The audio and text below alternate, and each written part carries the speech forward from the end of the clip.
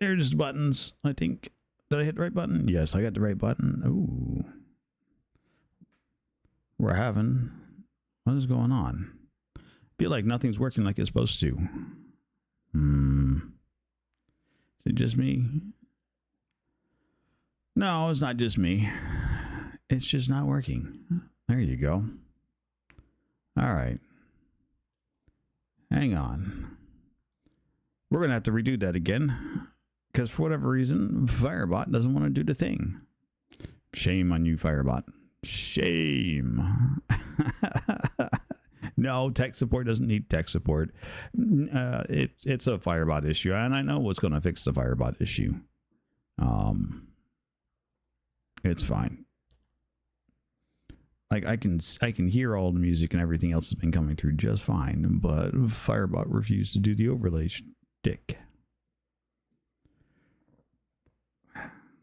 Tech support for tech support is just simply tech support. So hang on.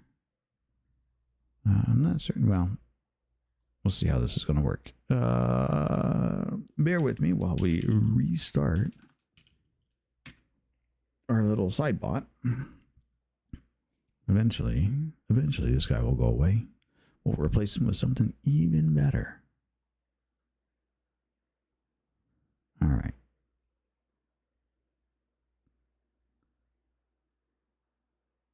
Yeah, no, I'm definitely certain it was on. It was most certainly on. Let's do this. Let's see if we can find this.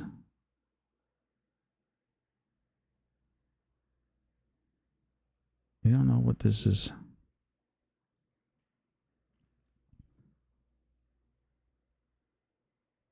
I wonder.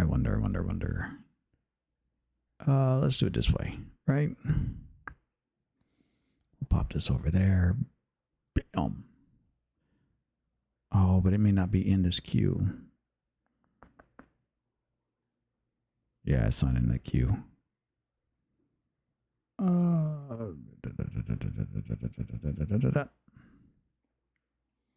Well, Farfik Nuggins. Demon Dog is just snoring. I have turned it off and turned it back on again. So here's what we're going to do. No, it'll go into shield mode. I was trying to find a way to re-trigger it without having to do the thing that I've been doing, which is to unlock it and then lock it back again. But looks like that's exactly what we're going to have to do. All right, and Mrs. N, if you wouldn't mind pressing that button again. Or somebody's going to press that button. There you go. There we go. We'll fix it. There's always a way to fix this. But it's... Why?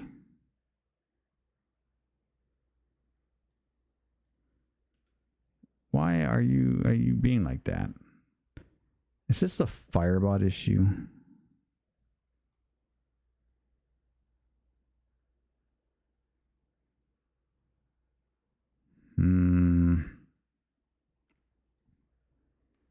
That's not showing up there either. All right, Firebot. What is wrong with you?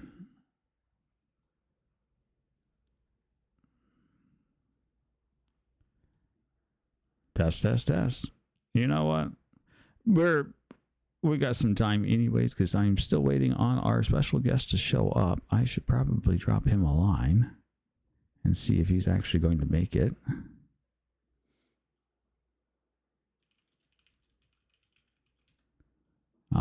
Because I haven't seen them pop in the channel just yet. Meanwhile, while we're doing that, yeah, no, the interview that came through just fine. Like it's doing all of the things, it just except it's not displaying the thing. It's almost like something's changed.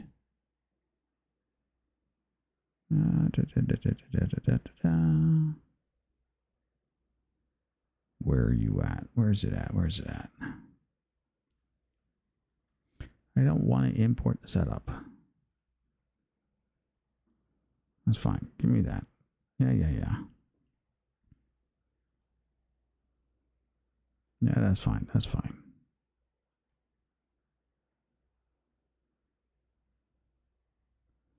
It even says that everything's connected.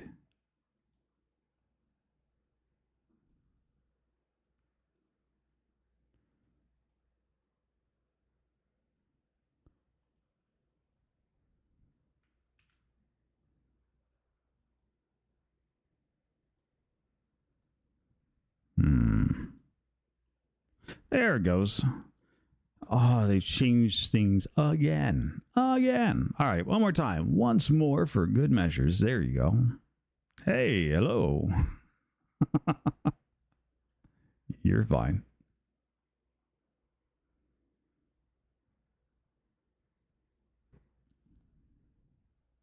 Yeah, I can hear you just fine.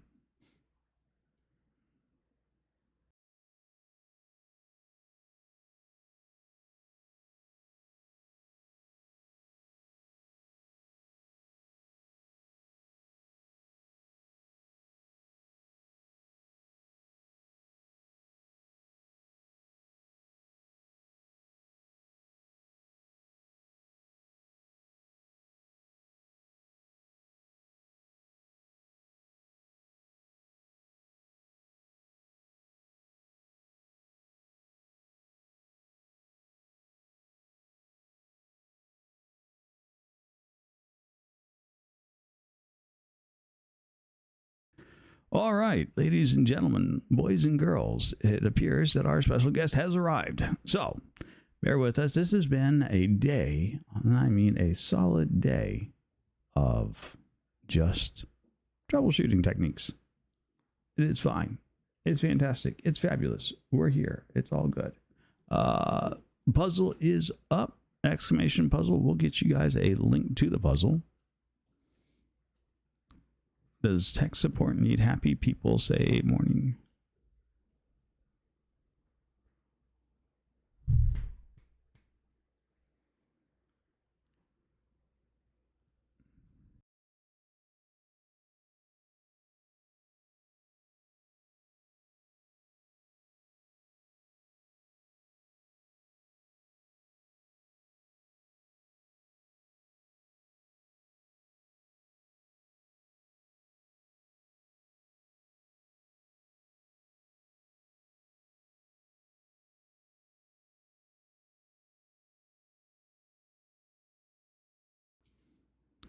Yes, hang on, ladies and gentlemen, boys and girls. We are working out some, it looks like there was some.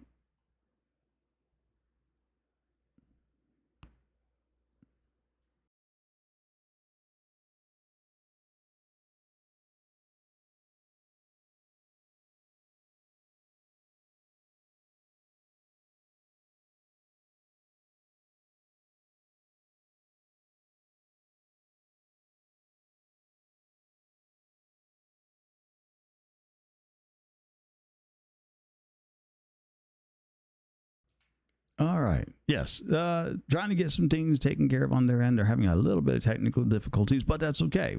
We have our guests. They're here. Let me tell you about tonight's special guest. Tonight's special guest is an expert on raids, traps, and mishaps, a routine player of Meet Your Maker. His knowledge of traps techniques have made him a leader and an expert raider. When not busting traps, he is busy building a new world with his technological knowledge. Our guest tonight is sure to explode, and tonight I present to you, when we can get him straightened out and ready to go, tonight's special guest, that is Bombs Away. So I have caught a few of his streams. He does this lovely little game that he plays. It's called Meet Your Maker. It basically, people set up their own bases, lay out traps and everything else, and then you have to fight your way from start to finish. And it's really interesting because if you pop in there and you start talking to him about it, he'll tell you all the ins, outs, ups, and downs about the traps and things to be wary of. On top of that, I have seen him. He has started playing a new game. And I'm trying to remember what it was called. Hang on. It's called Tectonica. That's what it is. Tectonica. Basically, it's your generic survival game. Think, I'm trying to. There's a number of games like that, but you basically start out in a cave and you have to build to survive. So it's a fun little game to play. I have been watching him play some of that so far. It has been rather intriguing. And as soon as we can get him straightened out, we will kick over to the live stream. We'll bring him on board. But in the meantime, exclamation puzzle. There, it looks like Zoda's already hit it up. It's sitting out there ready to go. You're welcome to dive in and start playing around with the pieces while we wait for our special guest to make his debut appearance here on Talk Tuesday. In the meantime, what I think I can do, we'll do like that. We'll do like this. And where are they at? There you are. Sorry, Piers, my cat has decided to just make a bunch of noise. There. We'll put a little music on. We'll keep a little backdrop going. Go ahead and get your questions in early, though, while you got them. If you can think of some generic ones you'd like to ask and get out the way, whatever, be happy to get them going. There he is. He's popped in the chat to say hi.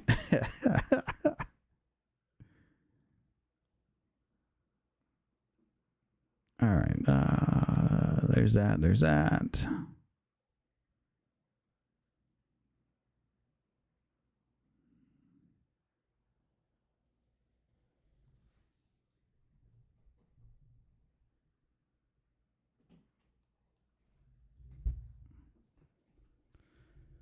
Oh.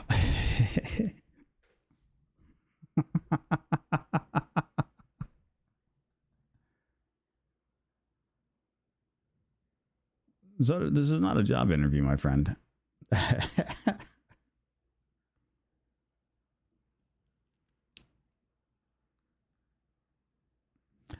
You know, here on Talk Tuesday, we don't ever do anything by tradition or design too often.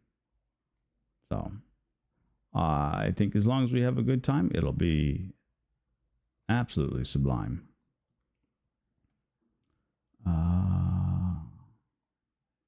Haha.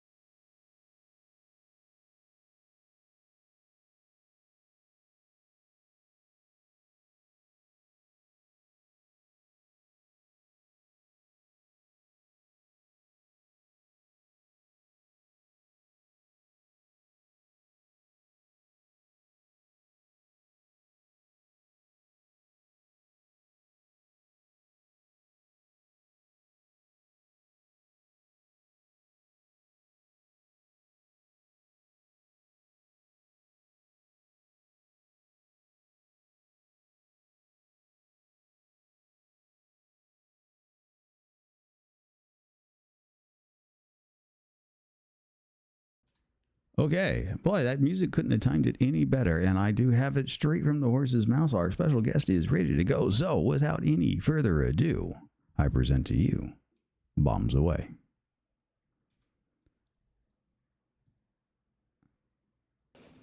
And Bombs Away, welcome to Talk Tuesday. Thank you. It's a little round in circles. You know, I don't know any stream that doesn't have at least a few hitches, headaches, or issues that come on up. So Exactly. we couldn't call ourselves professional streamer if something didn't break midway through. That sounds about right. So how are you doing today? Are you doing all right? Having a good Tuesday? Yeah, it's going good so far. My son is playing with his cars, which what he likes to do is take them all in uh, buckets and dump them all at the same time. That is fantastic. But I had a pretty decent day at work. I did mostly training for my job, which was the Ford truck recertification, Mm-hmm. and so it was an easy day. Oh, there you go. Easy days are good days in general. Those are the sort of things that you like to have. Okay, so here on Talk Tuesday, right? So we do all the questions, and then we have a general conversation. We go down rabbit holes. We have a generally just a good 3-hour long conversation. So I hope you're ready. Yes, I'm ready. The chat tends to ask a lot of like random odd questions, the odd assortments, and then some very basic and normalized ones. I will ask the questions, so you don't have to worry about picking them up or missing chat. You're welcome to watch chat as it flies by, or doesn't fly by. It just depends. But not to worry too much about the questions, because I've got a little program to catch them, so I don't lose them. So you won't have to worry about that too much. If I ask you any questions that you feel is not something you want to talk about, or not anything that people need to know about, you are welcome to tell me no. Well, I mean, I'm pretty open about most things, but, you know. Well, I understand, but if somebody asks you for your social security numbers, I would expect that you'd be like, yeah, no, you're not getting that. To be fair, I don't plan on ever asking you that. Would you say the last four was 1, 2, 3, 4, 5? There, get it, Zoda, quick. Not that I would ever ask for anything like that, but you know, those are sort of things. It's like, hey, let's not dox anybody. Let's not do anything that's going to get us in any kind of real trouble here. Yeah, I understand. That being said, so to keep your hands off my luggage, I don't care that I told you what the password was last night.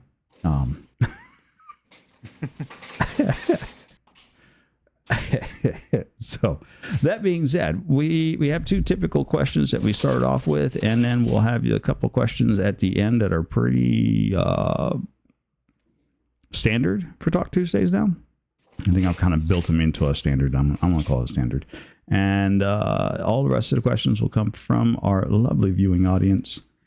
And at the end, you'll have somebody to select to go raid out to. We'll go 10 these people out so we can go tell them how wonderful time that we just had with you, and how much they suck and missed out on on getting to know all about Bombs Away. So the first question up on the slot for this evening is our standard typical, where does the name come from? So originally I made it when I was playing Halo. The first Halo, Combat Evolved to be exact. When I was playing it a lot online, it's just kind of a name that came to me, and I've switched names from time to time, but you know, it's been one that I've used multiple times, so this just felt right. You know, if it feels right, I say go with it. So there's not like any like real inspiration for it. It's just kind of like, yeah, I like throwing grenades, Bombs Away. Yeah, that was pretty much it. But one funny thing that I did find out was in what is it? I think it's Home Alone. I was watching that as an adult, and I didn't really catch it when I was younger, but one of the things that the kid says as he's like dropping down one of the traps, he says "Bombs away." I was like, "That's great."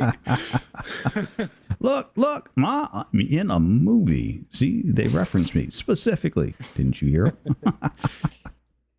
It was fantastic. So what got you into streaming? Like, Well, what was the catalyst that kicked off the Bombs Away stream and the epic legend that is the Bombs Away currently? well, so when I initially joined in Twitch, I was just a viewer, you know.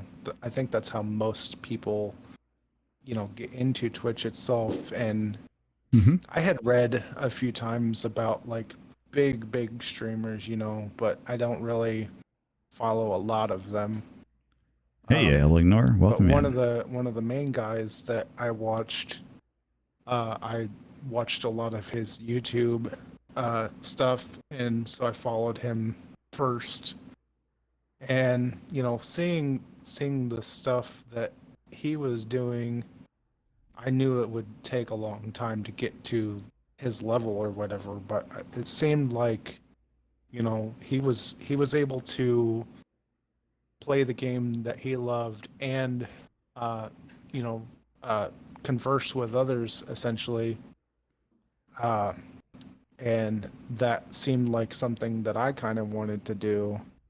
And um, you know, not just to um, be out here to try to make money off of anybody or anything like that, but more so just, you know, the conversation part of it, which is why I was partially interested in this, you know, interaction, because I spend It most of my time with my family, so talking to other people is something that I really prefer to try to do as much as possible. it's really a rare treat, like a fine vintage wine. It's something that you savor and enjoy. And you know, to be honest, like when I very first started streaming, um, I started with Elden Ring, and I basically had zero viewers. It was literally just me and just showing off like the things that I had done previously in Elden Ring and some of the things that I had discovered that Mm-hmm. weren't really covered on like YouTube or whatever. Um, but basically, uh, I did that for a while, and I kind of started to lose interest because, um, you know, there was a few people that would stop by, maybe just say hi, and then just leave, or they'd say, Right. you know, I'm gonna be back, and then I'd stream for like 4 hours, and they'd never come back. Well, But yeah, but I mean that's the thing that happens for anybody. I don't. you know, it was kind of a learning experience though. Like once I stopped and then came back to it, like I found another game that I had a lot more interest in, and I think that's what really did it for me was having a game that um I could talk about for hours. And I started to, you know every single intricate detail Right. about the game. And so, you know, that just kind of made me want to get back into it. And it was like the very first time that I streamed it. Another really good streamer that I've become very good friends with, he he came in and raided me, and he was like literally my third follower, and I had never been raided before, and there was just all these people just flooding the chat, and I could barely keep up because it had never happened, you know. It's And yeah, that first big raid like that tends to be a little overwhelming. but it was great because like I got connected to the community that was so hyped about the game, and just from that point forward was what led me to where I'm at now. Like, and you know, some of the hype has died down from that game, which was slightly discouraging, but I haven't quit streaming. I just found another game to get interested in, as well as doing the initial game that brought me back. So that's Yeah. that's kind of where I'm at right now. Well, you can always build hype for something that you have a real passion in, right? It's good to get out there and network and meet new folk, and in doing so, if you are really passionate about something that you really enjoy, that comes across in the things that you talk about. Yeah. And it very much shows. And if anything that I have learned is that your passion translates very real to your viewership, right? So the more you care about something, the more it becomes obvious to your viewers. And if you're doing something that is really just a labor of love, something that you really enjoy, that does translate very well in and amongst the viewing audience. And so they come back, they stick around. And a lot of times it's not even for the game. They're coming back to stick around because they want to watch you have a good time, because you're more animated, you're more excited about little changes, you're that's been my experience thus far. Whether or not it makes it the right, I don't know. I'm not an expert by any stretch of the imagination, but that has been what I've seen so far. Yeah. Sorry to interrupt. No, absolutely not. You are welcome to interrupt me anytime. The other thing I was going to mention, though, is with I'll be a little bit more specific. So the game that brought me initially back to the streaming was Meet Your Maker, which I did for almost a year straight. And now I'm doing Tectonica, and it does have a little bit less of a following right now because it's still like in a beta phase, or pre-release. I think that game's fairly new at this point. I've seen it. I think I've downloaded it because it was on Xbox. Yeah. Yeah, Xbox. Which is great. But sometimes when things slow down for me, it's like I can have more of a conversation, like one-on-one with people. I actually enjoy that a little bit more than, just floods of people, like, and I can't even sit and read it. Yeah, when chat gets a little busy, it definitely is hard to keep up with, I think. And I don't think very many people that I know that have like really super busy chats. I don't even think they read half of what goes on in chats. Just because you can't follow it fast enough. Which I think is kind of unfortunate, because I think you lose a bit of that personal touch when you can't keep up with the chat.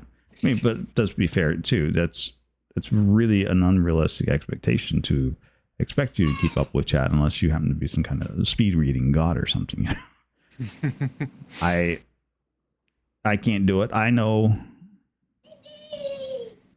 Yes, Eleanor, having chat busy like that is a good problem. It can also be detrimental. I know some people who have like 1 to 2 viewership, and they still run chat in slow mode, just because that's what's comfortable for them. That's what's easy for them. There's nothing wrong with that. I think it's fantastic. Yeah, and if slow mode is set up properly, people still want to stay in chat, Mm-hmm. As long as you're enjoying it, that's all that counts. Our first question from viewership, of course, they want to know, what is your favorite ice cream flavor? So I really fell in love with chocolate as a kid. And pretty much, if I'm not going for chocolate, then it's probably strawberry after that. But chocolate's definitely number one. Chocolate. There's nothing wrong. I'm not. I don't do like a whole lot of sweet foods. I just can't. But ice cream flavor wise, I think I am definitely in the camp of Moose Tracks is what they call that one. It's more Yeah. fudge and less chocolate. Just because I like the really bitterness that comes off the fudge, but the vanilla does a nice job to like mellow it out. So you get these mouthfuls of like really bitter chocolate, and then it's just kind of washed away with a lovely little vanilla that goes along with it.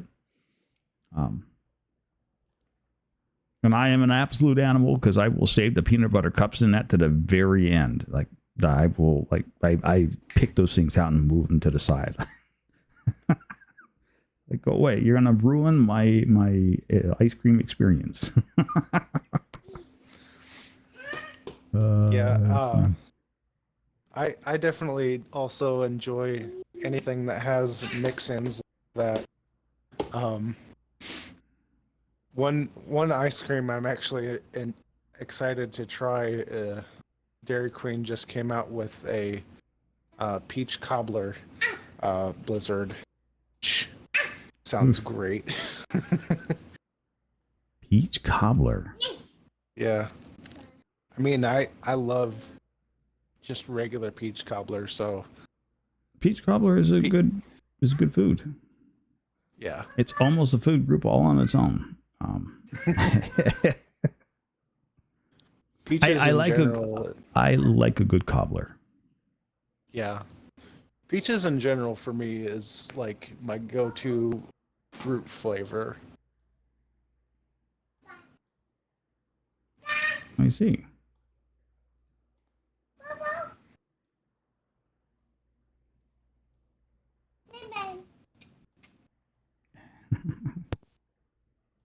Now, I have heard your kid on your streams many times. Does he know that his father is a big fancy Twitch streamer just yet? And No,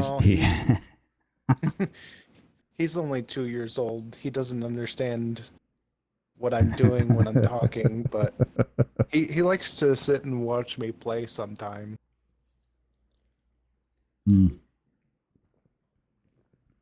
Those are the days to cherish. Like, those are the days to hold on to. My son, who's definitely moved out of the house now, he's old enough to be gone, used to watch me play on computers when he was younger. Yeah. It used to be fun times. I even made some video games that were specifically for him that he could play while I was on my computer. That's pretty awesome. Wrong. There we go. Hiya, Hot Iron. You lovely thing. Welcome. And thank you for stopping by. Let's see. Next question up here. Mr. Zodicus would like to know why he should hire you. I'm not even certain what we're hiring him for, Zoda. You're going to have to be a little bit more specific with that.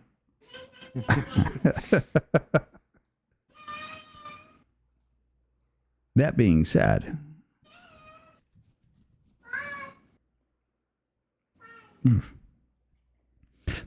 have you been approached by like Meet Your Maker or any of the dev teams from there? Because I've gone back, I've watched some of your VODs and your YouTube stuff on channels and whatnot, and you do some really good work in there. Like, I would not be surprised if the devs hadn't reached out to you and been like, hey, you know.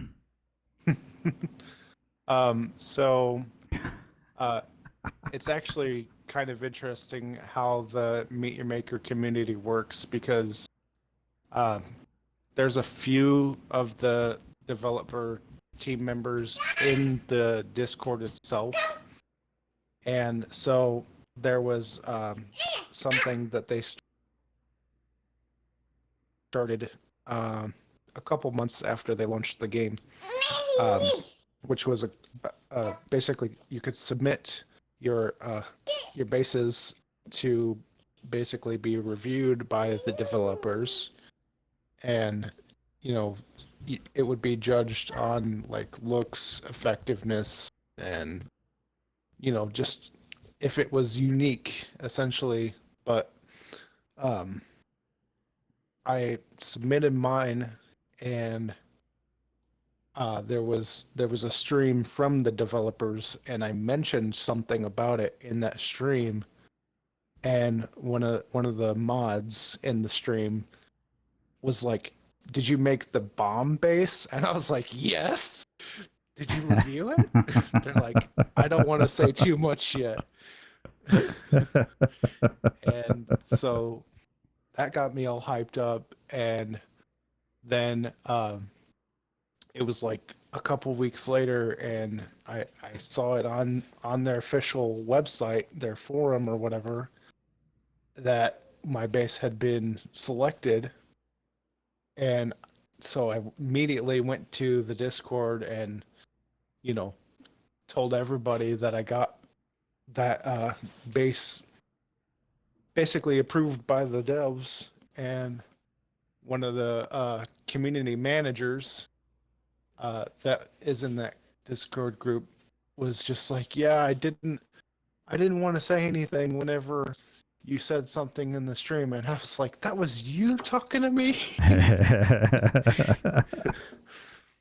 So that was pretty great. And then from then on, like any issues that I had with the game, like if it was like super great game breaking, I knew that I could just message that community manager directly, because he was just such a nice guy, and he was always, you know, willing to talk to me, which I don't see coming from any other video game developer, really.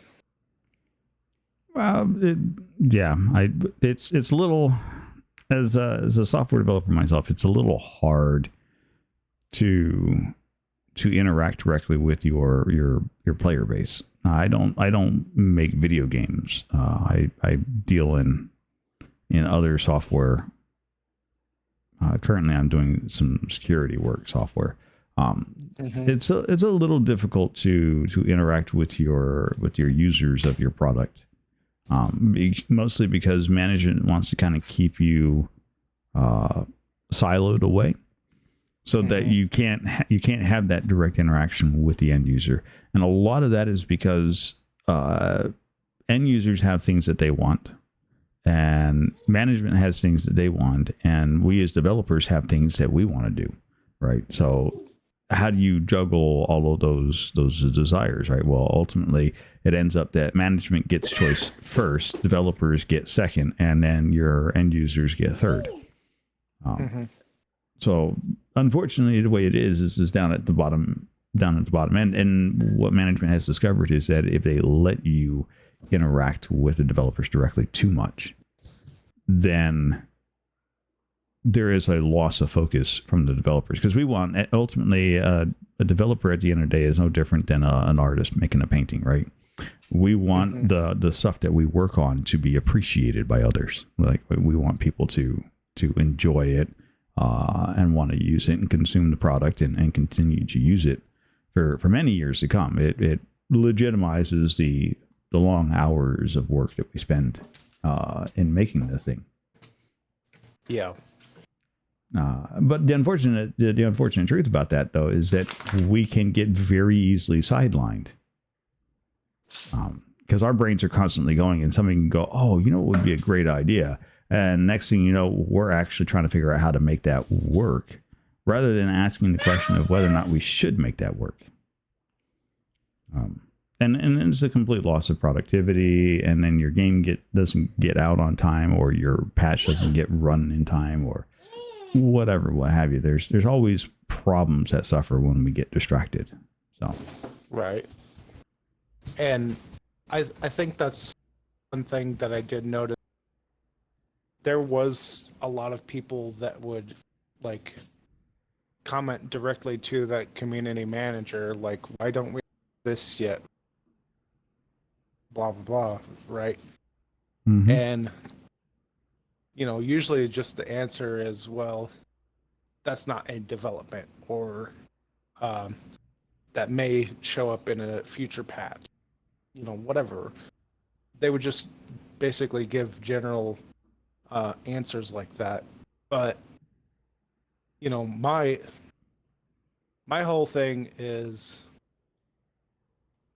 number one, if I'm going to speak to somebody who's part of the team, I'm not going to be like, I demand that this be done. I'm going to be like, hey, there's this problem. If you can fix it, cool. If not, then maybe somewhere down the road. Things like that. Right. I think if you can have a nice conversation about things, then people will be more willing to talk back with you. And, I think that's just general life advice. Well, yeah, I think that would be just general life advice. I mean, if you don't sound like a complete, lack of a better word, jackass during a conversation, then, there was an old saying, you catch more flies with honey than you do with salt. I think that also fits in well in the paradigm. But I mean, those are like the sort of things that, I don't know, people tend to contend with. Again, I don't write game software. I wanted to get into gaming software. Good God, 20 years ago. Yeah, about 20 years ago, I wanted to get into gaming software. But at the time, first off, nobody was making any real serious money on it, unless you went to work for one of these like AAA companies. And then if you worked for AAA companies, there was a lot of stink coming out about the work hours, right? Game developers like suffering mental breakdowns and everything, working 80, 100, 120 hour weeks, like ridiculous amount of time trying to make things work. And it was just never anything that I was like, yeah, no, that's just not a way I want to work. It's not a thing I want to do. So I gave up. I never did it. I don't have any regrets from it. I don't know that I would ever have any regrets from that. Looking back on it now, because I was like, it's not that bad. It's fine. I can enjoy playing the games. I don't have to worry about, fighting with somebody about how they should run. So I'm okay with that. That being said, go ahead. Go ahead. No, go ahead. I was just going to say, what it is you're doing now, though, like, it at least seems to me that you are more willing to do the work that you're doing now 20 years ultimately is better for you. Oh no, if I can get out of it tomorrow, I'm gone. Zoda did clarify he wanted to hire you because you were forklift certified. Okay. So I mean, if you've got the equipment, I can definitely operate it. If you got it, I can drive it. This is fantastic. Yeah, no, first off, I hate security work. It is a very thankless side of programming. Basically, you could write the greatest security bit of software, and it only takes it breaking one time, and they're ready to get rid of you. Yeah. So it's very thankless work. There is no real security in it, which is kind of funny to say that, but there's no security in security. Which is a joke between all the guys I work with. We always talk about that and laugh about that. It's like there's no real security in security, and there really isn't. But that aside, yes, quite frankly, I started these Talk Tuesdays up just because I like having conversations and just sitting around and chatting with people. And so Talk Tuesdays has become my outlet for being able to talk. It's interesting to have that. I don't when you're talking to somebody who's in your chat, because there's a delay between what you say and then what comes the feedback you get from your viewing audience. Sometimes that delay drives me a little nuts. I don't know about you. I mean, I've kind of gotten to it. And again, it may just be the fact that sometimes I do have like a smaller audience, but sometimes I gotta kind of catch myself. If I'm talking to multiple people, I've got to say out loud what person I'm talking to, because it may just sound like a general statement. And so that's one thing I try to keep in mind, but still, I mean, the whole experience so far has been great for me. Just being able to connect with people all around the world. And sometimes even people that barely speak English still drop by every once in a while, and they're still trying to learn more English, so they come in and they say hi or whatever, listen to me talk. It's still good in my opinion. Oh yeah. Well, I mean, I watch Swedish speakers because I've actively been trying to learn Swedish. I watch Japanese streamers because I taught myself Japanese, and that's the way I keep up with my Japanese these days, other than watching anime. It's streaming is definitely one of those things where you can get into to help further your language studies, and I don't see that as being an unusual thing, I think. Yeah. And there's, again, I think it's fantastic. I had a gentleman I worked with that was from Japan. Every day we do these things called stand-ups, where we sit up and we get together and we talk about the things that we're working on, where we may be blocked at, or if we're having problems or anything else, and that is a part of our daily rituals, as it were. And during these stand-ups, back when I was working for that company, there was a gentleman who was from Japan, and he literally would write everything out and then have Google Translate to turn it into English so that he could speak it back out. So it always sounded a little funny when he would talk. Right. Like, that's not really how you use that word, or that's not really how you use that word. And I sat down to have a conversation with him one day, and that's when I learned that he didn't speak English well. In fact, all he really did was speak Google Translate. And I discovered that he spoke Japanese, and at that point in time, I was just starting to learn my Japanese, and I'm like, well, this is fortuitous as far as I was concerned. And so between him and me, he helped further my Japanese understanding to a point where I could have regular conversations with him. And so in return, I became his Google Translate, as it were. So he would just say whatever it was that he was doing, worked on, suck on, and then I would translate for him. Right. And that became part of our daily ritual, which was fun. Yeah, and I mean, almost everybody knows that Google Translate is never 100% accurate with translations. No, but it's definitely fun with translations. I think it's fun to play around with Google Translate. Yeah. I like putting English in, having it convert that to something else, and then try to figure out what it started with. Those are always fun. Yeah. Sometimes Yep. Go ahead.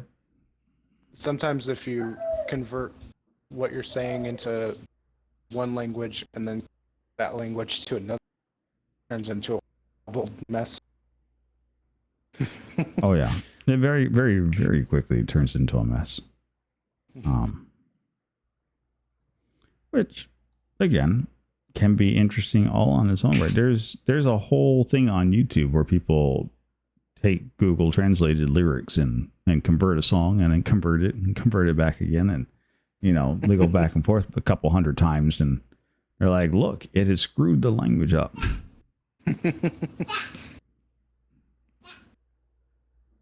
Yep, exactly, Eleanor. And that's exactly, yes. And it's just like one of those, I'm like, okay, how much time did you have to decide that was going to be the song? And I will give the guy credit. They do a really good job of lining up the words, the song, and the singing robot so that it all meshes well. So they do have to put in some work, but I mean, that's a lot of freaking work.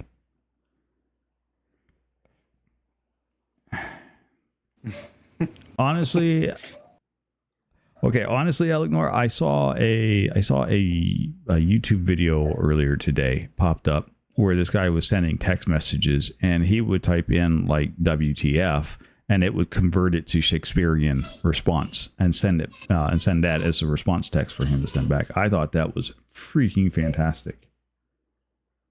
That does sound interesting. He put in like WTF and he was like, what doth thou be saying? Have you lost thou's mind? And I'm like, okay, I have to have this for my phone. If for nothing more, then this would just be freaking hysterical to drop in people's head. Like, here you go. Yeah. Here's your response.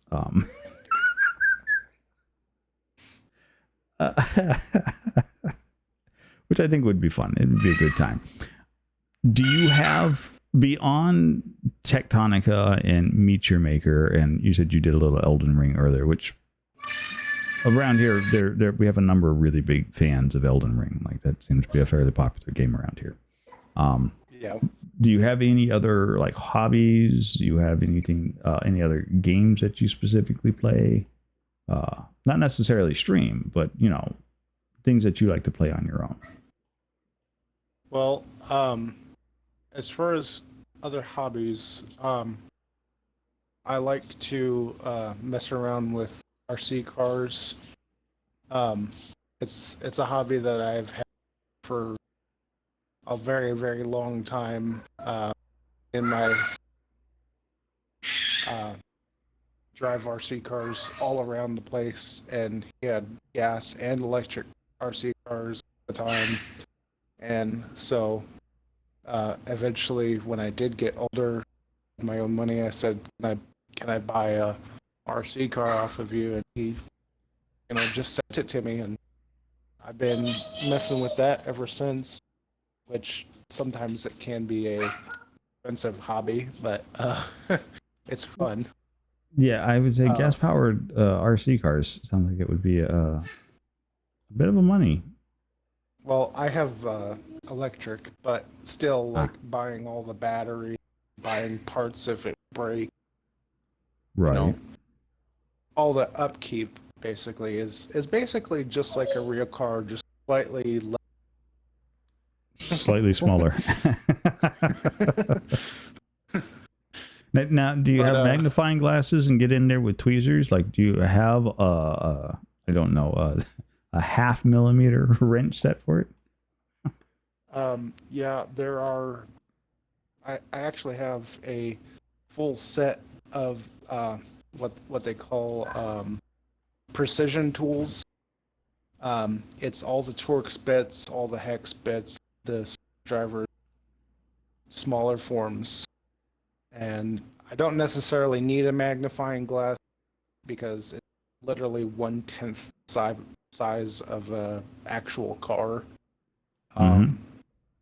So it's still fairly large, just,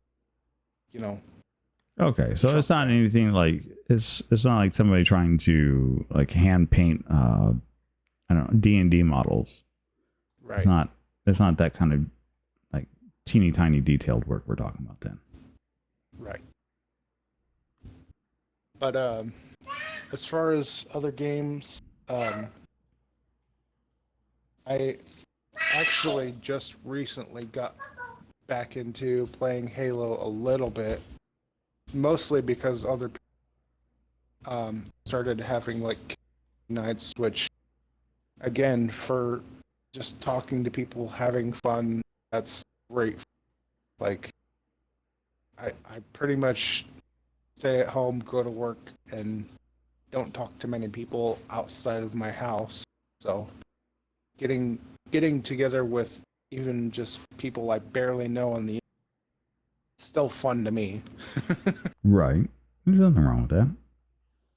But There's nothing wrong with it indeed. I would say that, if you get out there and you can, even having 1 5-minute conversation with somebody, it's the start of potentially a new friend. So yeah. And, most of the people I talk to on a regular basis, I consider friends. Like, I've even gone so far as to message certain people that I have connected with and, told them that I consider you a friend. So if you talk, then I'm here, and yeah. I try my best to be as open as possible with everybody.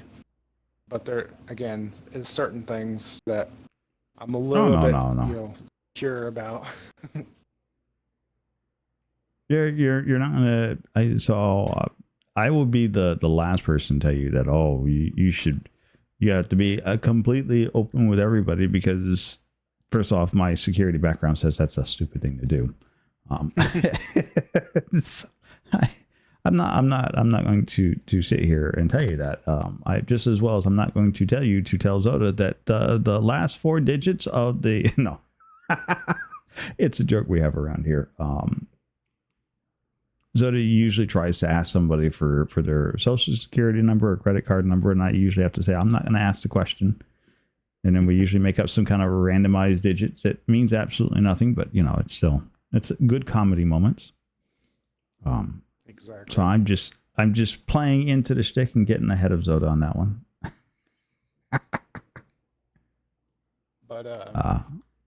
But in all seriousness, though, Zoda does want to know, how many names have you switched off from? Oh, probably a good question. So I have Bombs Away. I have Temperamental. I went by Doomstick for a little while, which the story behind that one kind of funny. So I think it's Evil Dead, where the guy has a shotgun named Boomstick.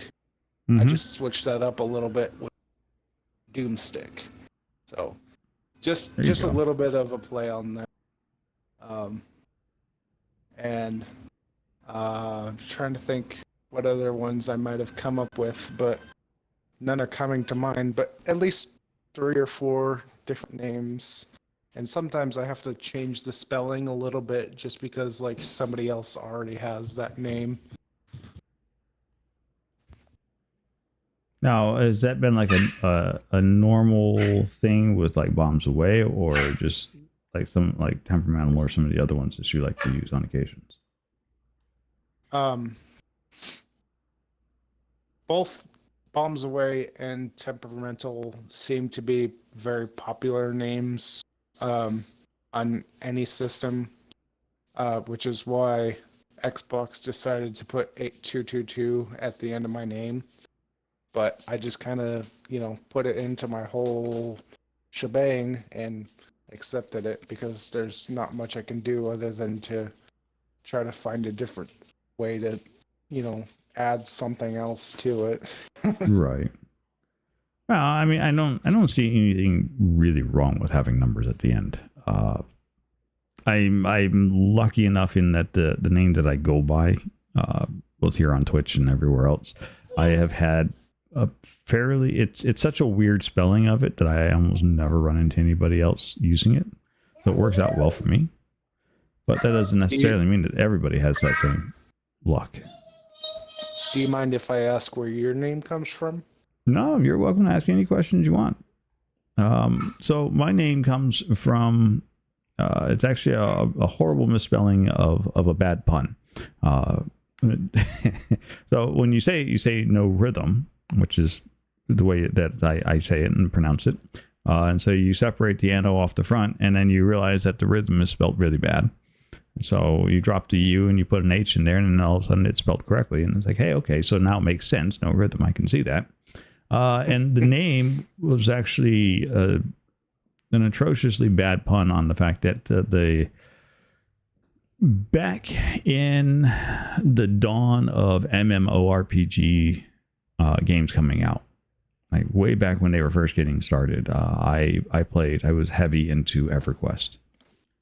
Like I played with I was in the closed beta, or excuse me, closed alpha, graduated to the beta, and then went live with the game when it came out way back in mid to latter 90s. And so No Rhythm was the name of the bard I played. And so a bard is supposed to be all about music and everything. And I'm like, well, yeah. And so it's kind of interesting because the name scheme in that game was supposed to be you had your first name and then you had a surname that you would give yourself. And so you had to get to a certain point in the game before you could get your surname. And some people, as soon as they got it, took their surname and ran off with it. Other people actually held off picking up a surname because that was a one-time thing that you could do to your character. And so some people waited to pick up a surname because they decided that they were going to go and get married in game with somebody. Right. And so that became its own whole thing in the game. And if you had a surname, if you took a surname before you got married, then you had to submit a GM ticket to get that removed so that you could change it again. And that could take weeks to months before they ever came back, if they ever came back. And then it was a matter of whether or not they were going to even allow you to remove it. And then you had to be a little bit more concerned with, because they weren't really checking people's names back then. There was a naming rules that you weren't allowed to do. But they never really enforced it because they never really checked it. And so when you would submit these tickets, you actually put your name on register to them. And so now they're looking at your name. So if your name was questionable at all, you could get into even more trouble just trying to get a section of the name removed. Right. So it became this whole thing back in the day. But yeah, so the name of the character was supposed to be No Rhythm, and his surname was supposed to be And Blues. So it had this whole gimmicky catch to it. I ultimately never used the And Blues part about it. So at that time, I was not a really big fan of R&B music. And so that was what the name was supposed to be. It just turned into No Rhythm, and that was it. Like that was the end. I never took up a surname. It stopped right there. And, I ran around as a bard doing bardic things with a very funny name that was a bad pun. So I became the bard that couldn't dance and couldn't keep a beat, but somehow managed to play this sick music that kept everybody alive. It was just one of those things, right? Yeah. But that's where that name comes from. That sounds like a good adventure in D&D. Well, EverQuest was supposed to be, your way to play D&D without actually having to get together with an entire group. It was supposed to be a way to adventure nonstop. And right. We had a lot of good times. I played with a lot of really fantastic and interesting people. It was back in the day of early, large scale gameplay. So we were inventing things as it went along.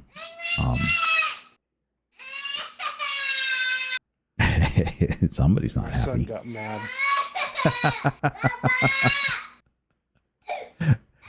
I was going to say, I'm like, yeah, somebody's not happy one bit. I'm a big fan of kids. Sorry. I love kids. I will stop and listen to one of them just yell and scream and laugh at them.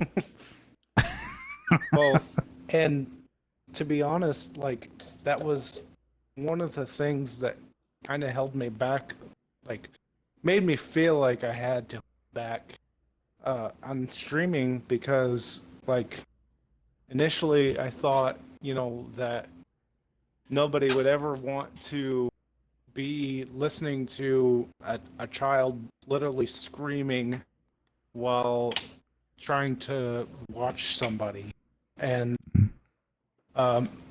one of the people that I became pretty good friends with through Meet Maker, um, basically told me like, and it really meant a lot at the time that my son is important, and just her saying that meant everything to me, and that uh, coming from a stranger at the time,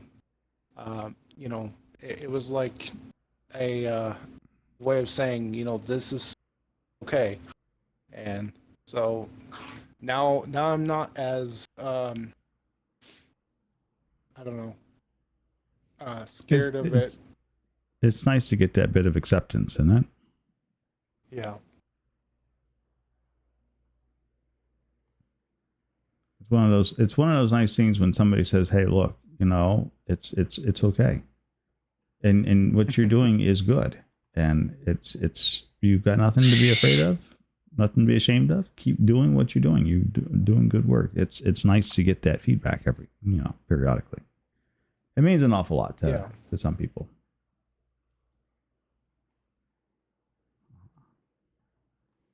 Absolutely does. And like I said, I personally, I love kids. I unfortunately last week on Monday, my nephew passed away. Far too young for him to have had something like that, but it's just a thing. So we've been a little sad around here for like the last week or so, and trying to deal with that, coming to grips with that. But there's nothing wrong. I mean, it's life. These things happen. Yeah. And I know my wife was talking to somebody, and they were like, "Yeah, it's okay. It's okay to be sad. It's okay to not be happy about that." And it made a lot of difference to her too. So I totally get that. And I mean, I struggled with understanding like um what to say to people in situations like that, because to me, if you lose somebody that you care about, just saying like I'm sorry doesn't really do much. Like, Doesn't ever just feel like my enough, right? yeah.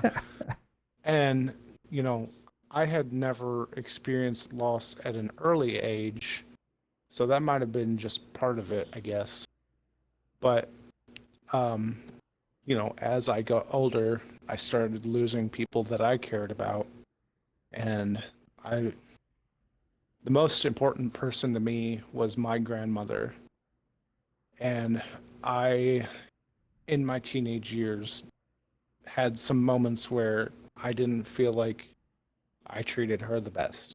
And, you Mm-hmm. know, looking back on it, it's, I know it's part of the grieving, but, I really wish I hadn't done that. Yeah, I get that. We all have regrets, right? And I think that's what being human, I think, is learning to live with those regrets at some point. Understanding that, yeah, it sucked. If you had it to do again, would you do it differently? Probably. But hindsight is always 2020. Unfortunately, but it's fine. It's a growing experience though, because you recognize it and you learn to recognize it sooner, and then you don't repeat it in the future. Like, oh yeah, that sucked last time that came around and that happened, and I decided not to do X, Y, or Z, or I decided I was going to handle it this way, and that was totally a bad way to handle that. So you do it differently. You learn, you grow. That's fantastic. Yeah.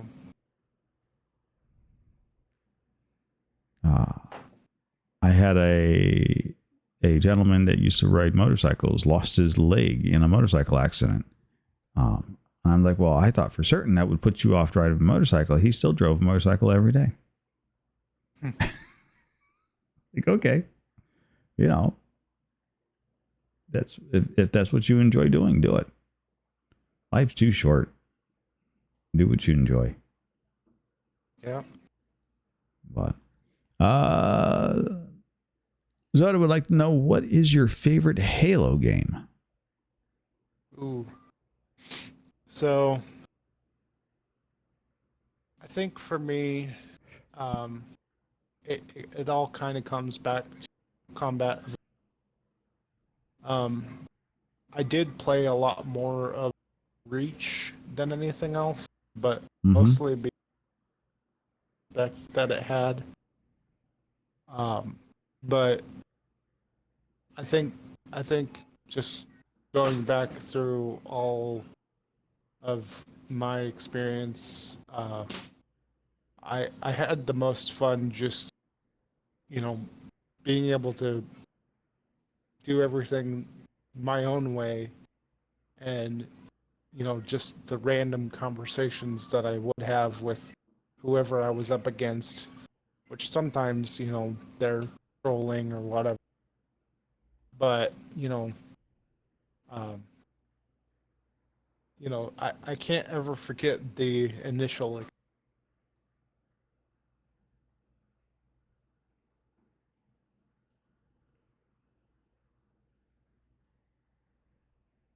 Ooh. Oh, there you are. Uh, Now, do you I ever wasn't sure find what that? happened. Yeah, I don't know. You kind of dropped out there. Do you ever find that? Do you find yourself still chasing that first game experience? Like you played the game the first time, and then you come back to it again. You try to find that same magic that makes you fall in love with the game the first time. Do you ever find yourself chasing that, or do you kind of like, it was great, it happened, and I am moving on? And it was just, I think with most things that I do, like especially with movies, I mostly watch a movie, you know, or play a game one time, and that's enough for me. But um, like two two of the games that I wanted to go back to after years of not playing was the first Need for Speed Hot Pursuit. I actually don't remember that game. Yeah. And I literally went out, bought a PS2 from a shop, and I bought a couple of games for it. And that was one of the first things that I put in. And I played it for at least 4 or 5 hours. Time I popped it back in, and it did kind of bring back that memory, but it wasn't exactly the same. So you know, I haven't played it again for quite a while because I moved on to other games and started this whole streaming thing. But another one was Fallout New Vegas, which I still have on my Xbox right now. Hey, Sierra, thank you for the Game alert. Pass. And But I hope it's you another one and of Mini those where you have a I might play it fantastic dinner. for hours on my own, and then put it down for long, because the funnest times that I had with it when I was able to literally just mess with as much as I wanted, and now you can't really do that as much as you could back in the day, because what you used to be able to do, take your save data and modify it, and now it's all digital. Yeah, very much so is digital. You can't really.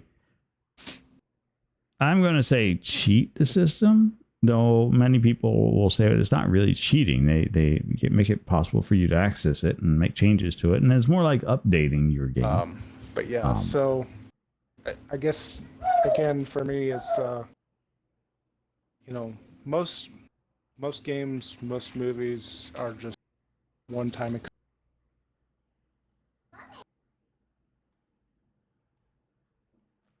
Okay, so you're not really in a deep nostalgia state. You're not a big nostalgia type person. It Then. does say on the screen that you're muted, so I don't know what. Yeah, sorry. So you're not what I would call a big nostalgia person. Then, is that fair to say? Like you liked it, you watched it, you're good for it. You're not going to go back and try to chase down old memories. Like I said, it's not really ever been my thing. Not really that I don't want to. It's No, the way that there's my nothing. brain works. There's nothing wrong with that. I'm just, I like nostalgia things, right? So, for me, I got into streaming because I like to remember and revisit things, and I don't always have the world's best memory, right? So streaming becomes easy. They make a VOD, I take my VODs and I kick my VODs over to my YouTube channel, and then it becomes my little personal memory bank of delightful memories that I've been having. If I could have done this 20 years ago when I started gaming, I would have thousands upon thousands of YouTube videos at this point. I literally would collect all those. They're lovely little moments that I like to go back and revisit. So I'm big in the nostalgia thing. Like I like to live in the past a little bit, and like, oh, those were the days I remembered that, or oh, that was so much fun, I remember that. But I think I find that just because I can't do like I used to do back then. Yeah. Time, real life, energy, commitments, finances. Like there's all those other things that I've got to take care of now that I didn't have to do back then. And that may just be one of the things. Maybe when I do get older, I will want to. Some of the that because I notice as I am getting, there are certain memories literally can't remember, but every once in a while something happens. Oh, I remember this, or somebody will be talking about it, and that's one of the things. Where can I buy this? Like,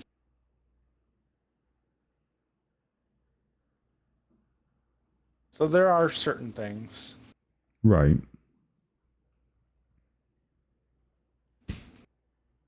Oh, that's good.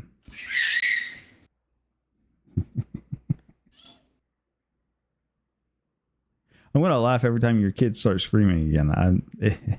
Because he's got such a really joyous little. You can tell he's having fun. Yeah. He's always happy. He's always happy until he's mad, pretty much. Yeah, there's nothing wrong with that. It's nice to be able to be that free. I think of the word I was wanting to use to describe the situation. Yes, it is. It's nice to be able to be that free, to have that kind of freedom, and be having a good time, and to know that things are taken care of, and you can just scream and let go and just have fun. Yeah, it's fantastic. And like, I think another big thing, like, I have two other children that are a little older. My oldest daughter is, and my middle child is 9. I have to think for a second because she's literally just turned 9 not that long ago. But when they were little, they weren't as happy as he is. And I don't know what it is with certain kids, but some kids are happier than others more often, I guess. But seeing him run around and play and pretty much do what he wants within reason, as long as I can handle the mess, then I'm completely fine with him just having fun. And I think that's part of what makes him happy, and it makes me happy to watch it. Yeah. I will I will admit to having, child envy at this particular point in time, listening to him yelling and whooping up and having a good time. It was some of my favorite moments with my own kids was when they were that happy that they were just running around yelling and screaming. It was always such a good time.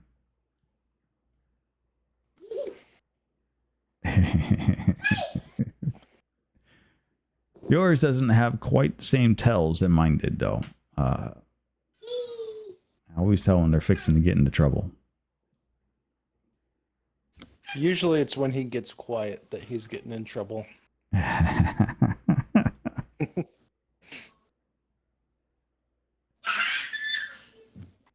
Now, do you find it difficult to balance streaming, working, and taking care of your son? Or have you found a nice, happy middle ground with that?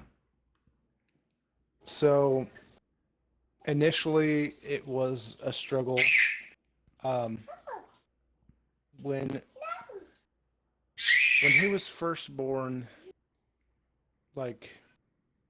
that's right around time I kind of started. And at the drop of a hat, I would have to stop sometimes and maybe not completely end the stream or whatever, but that was part of what took me, a little while to actually get fully invested into it. Was just trying to make sure that he was taken care of, but as well as, making sure that I was paying attention to my other children, which has been becoming even more of importance to me, because they sometimes have issues at school or what have you, and so they've pretty much told me we want you to spend more time with us and less time on the video games. And so I pretty much told myself that I have to, and so now I've limited myself to just once a week, and I pick one day out of the week to do a stream, and then the rest of the week I spend with all the kids, which they're not even here except for my son. The other two are out playing with their friends or whatever. But yeah, no, it's just fine. But yeah, it is a struggle sometimes, and especially since I switched hours on my job. I was working night shift, which made it a little bit easier to just come home and stream for a couple hours after I got home. Mm-hmm. Hold on. Yep.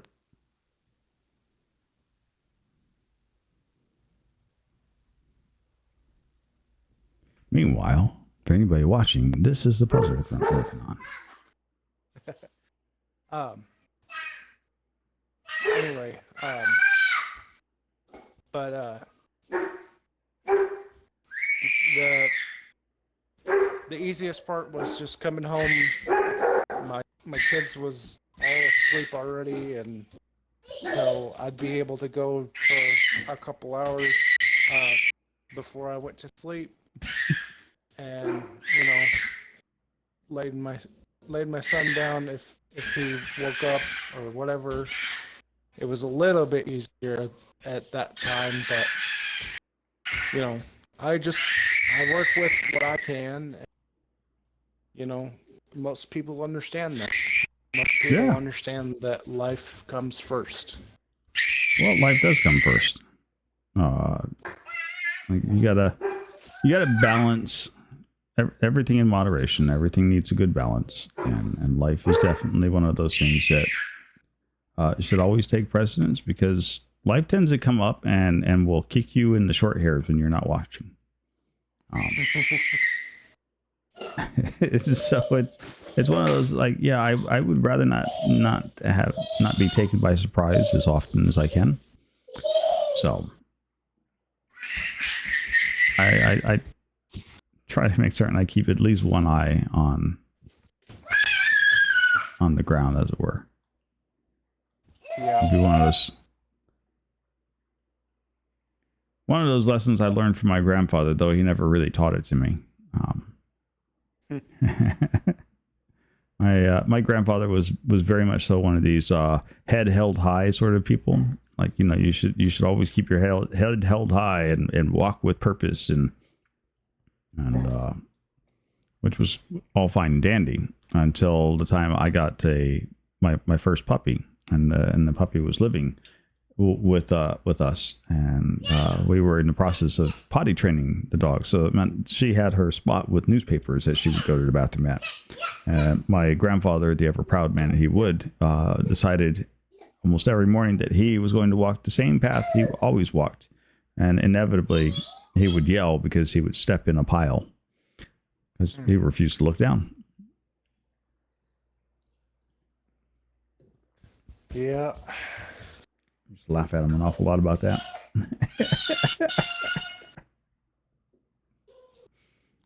I still do laugh at him about that, but my grandfather's long since departed this world. Yeah. I think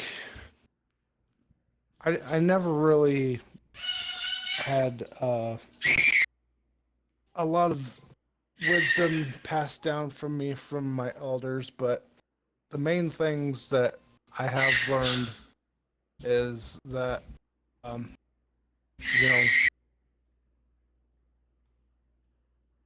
stubborn, but the work that I'm doing, especially for my children, is gonna benefit me. You know, I wasn't told that, but you know, he's my grandpa, but he's not my grandpa, if that makes sense. Like, Yeah. he was married to my grandma since '91, but not my actual grandfather. But he has worked his entire life, and he's one of those farm guys that from the crack of dawn till almost sundown, he's working. And, you know, he always tried to get me to, you know, get up with him and do as much as I could throughout the day. And, you know, eventually I said I was stubborn. Eventually I just got tired with it, and I would sleep tired day away and then stay up all night and play video games. It was a bad thing, but, you know, I was young, had no responsibility, no job, didn't really want a job, and my oldest daughter came along. I had to be her.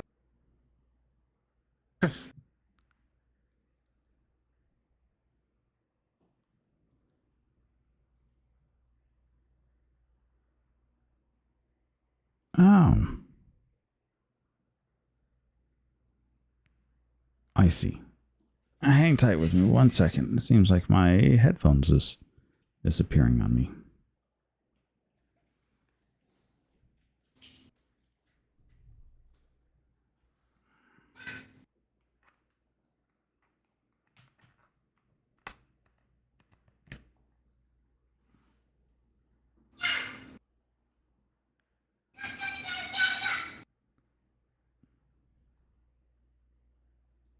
All right. Still there? Yes. Okay, good. Yeah, I use a Bluetooth headset, and they decided they were going to run out of batteries, so I had to switch to the lined headset. Not a big deal. It's perfectly fine. It just means that I can't get up and strut around the room or anything because I'll rip my head off my shoulders. That's all right. I'm literally walking, trying to keep track of my son not being too far.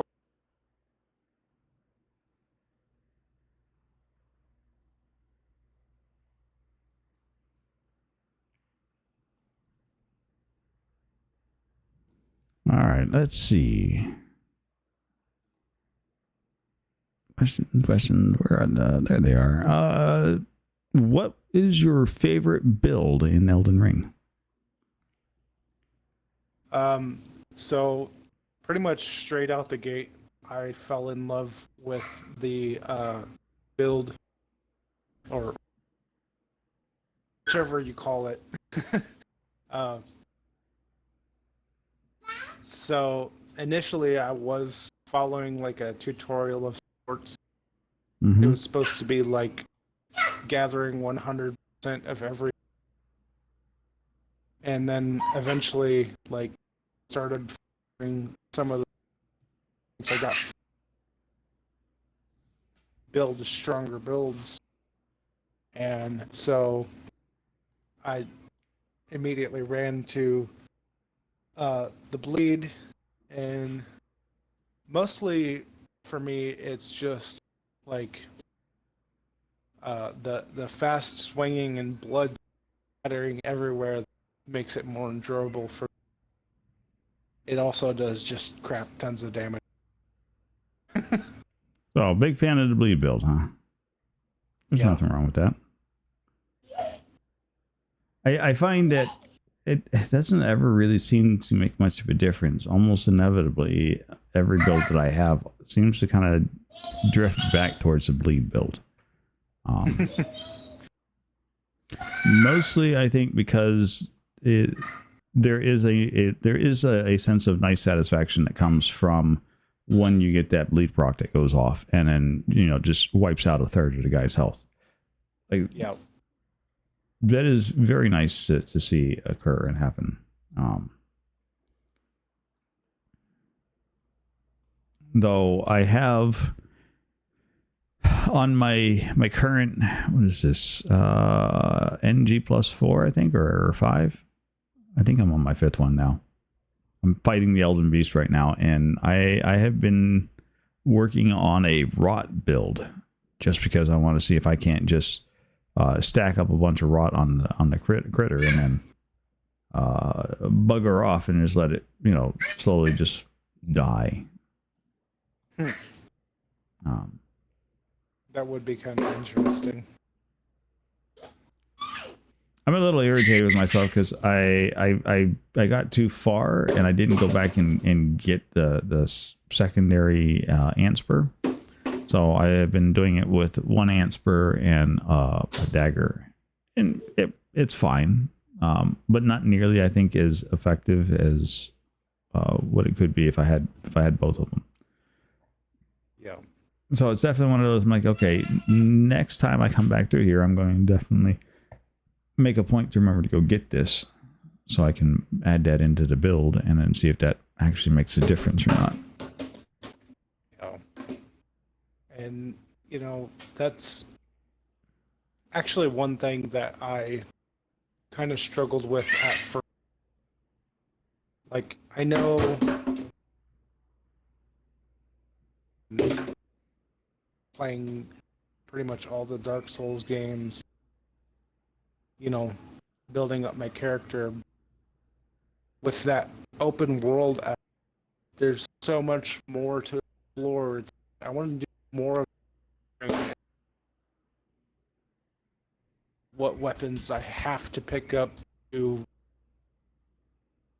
activation and this thing, this, and so that some of the weapons and stuff get from the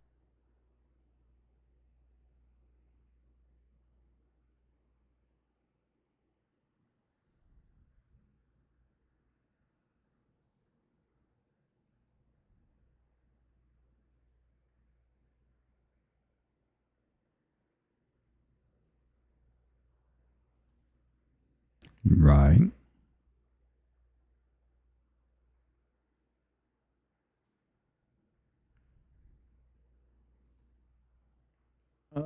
Let's see. Zoda, Rutherford is going to be really upset at you. Hello? You okay? Did I get disconnected? I'm still here. Ah, Like I said, I'm going back and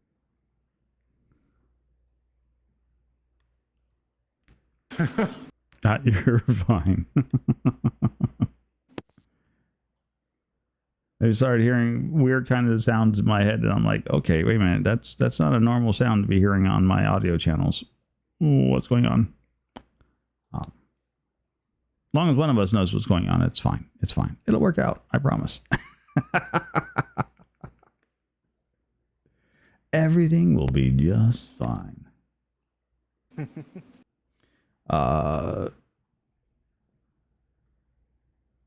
So if you're headed to death row, and you've got to plan out your last meal, what would be your last meal? well, that kind of depends, honestly, because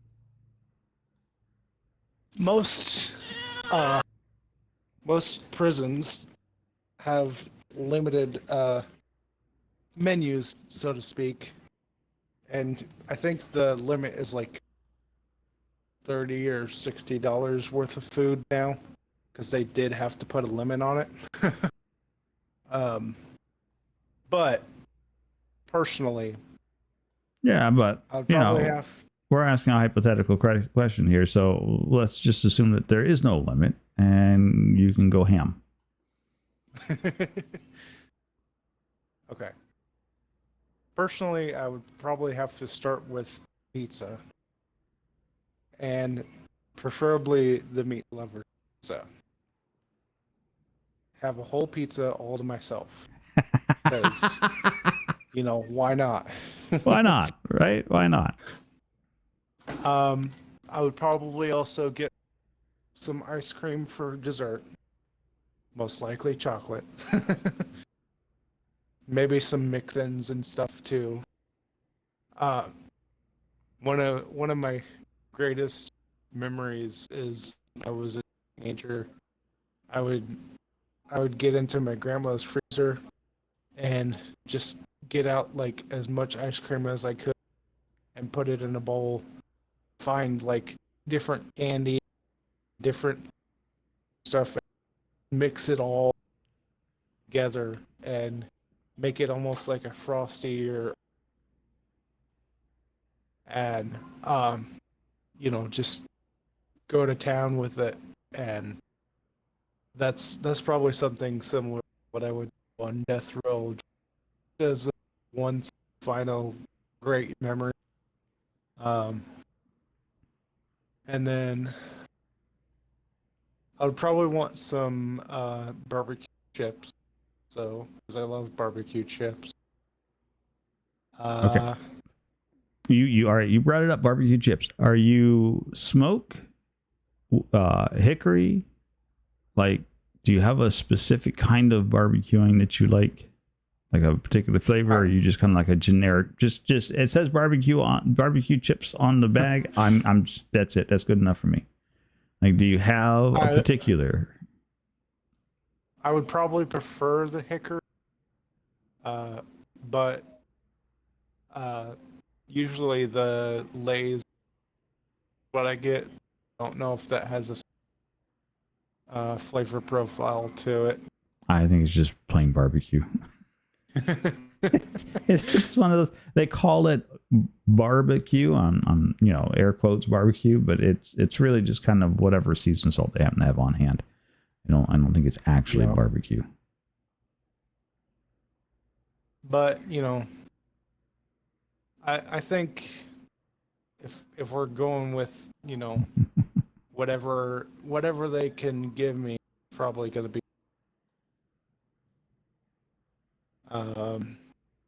trying to think what else. I'd probably also have some peach cobbler as a secondary kind of dessert type item. I'm telling you, you can never go wrong with peach cobbler. Like that is easily God's greatest food. And root beer to drink, preferably Barks, because it's the only caffeinated root beer out there.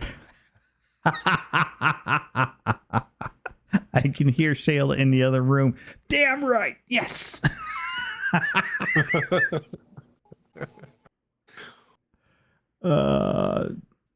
Shayla's a big, she likes her root beer. And don't hand her mug or A&W because those aren't root beer. They're sarsaparillas. She is big into her barks.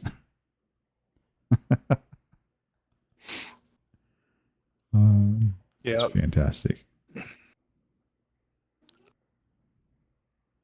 Steal the ice cream off the cobbler and slam it into a glass of root beer. that's a great idea. There you go. Can't go wrong with ice cream and root beer. Can't go wrong with ice cream and Coke either.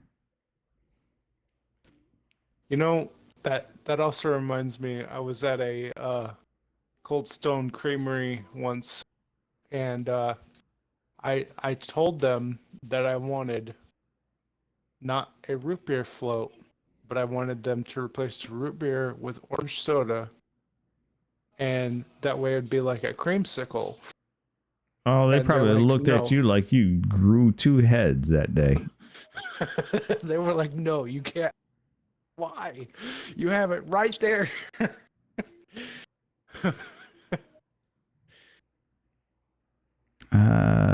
Makes root beer flavored milk.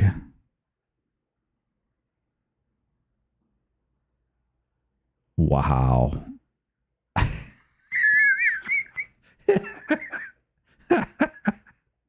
Yeah, the creamsicle frosty I do want to try, by the way.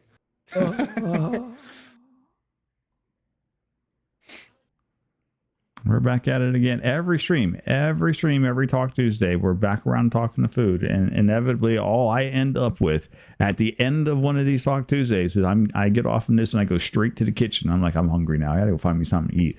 It doesn't matter. I just finished eating dinner before sitting down to this. No, I got to go get me something. There is a bag of sweet, what is it? Cheddar sweet and sour chips sitting out in my kitchen. That is, I'm heading for after this. You're not going to survive the night, bag. You're going down.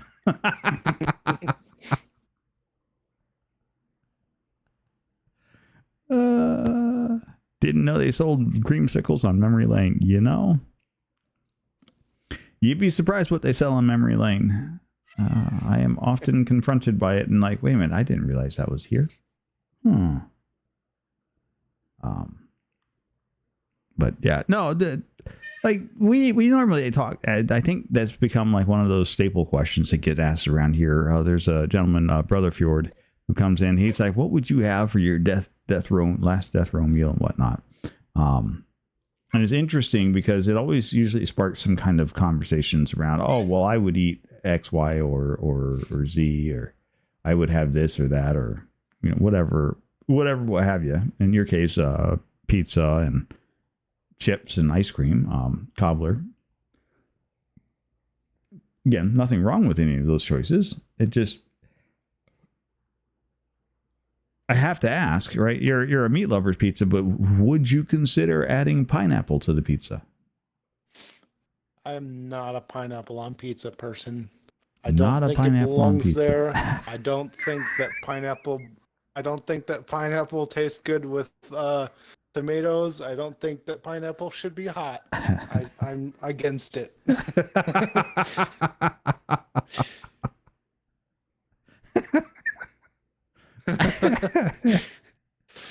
Oh, look, we got somebody who's come down on the other side of that fence. That's usually one of those questions that gets asked an awful lot around here. Would you pineapple on your pizza? The audacity. No. A hotly debated thing. There's a band. There's a band out there called Samurai Pizza Cats that has a song about pineapple does not belong on pizza. Oh, I see. If the Samurai Pizza Cat say so, that must be something to get to know.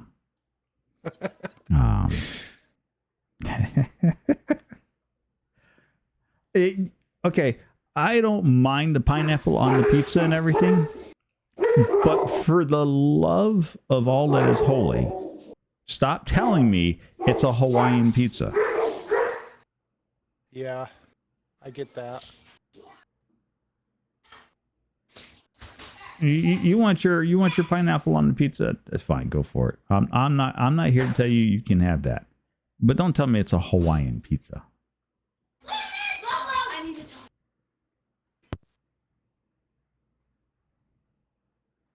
So I think that for me is where I'm like, okay, time out. Even if somebody's like, well, they invented it down in Hawaii. Yeah, there you go. Thank you, Whoop. I'm like, I'm fairly certain that pizza was actually not invented in Hawaii. That's funny. Everybody's like, it's a Hawaiian pizza. Yeah, okay. No, it's not.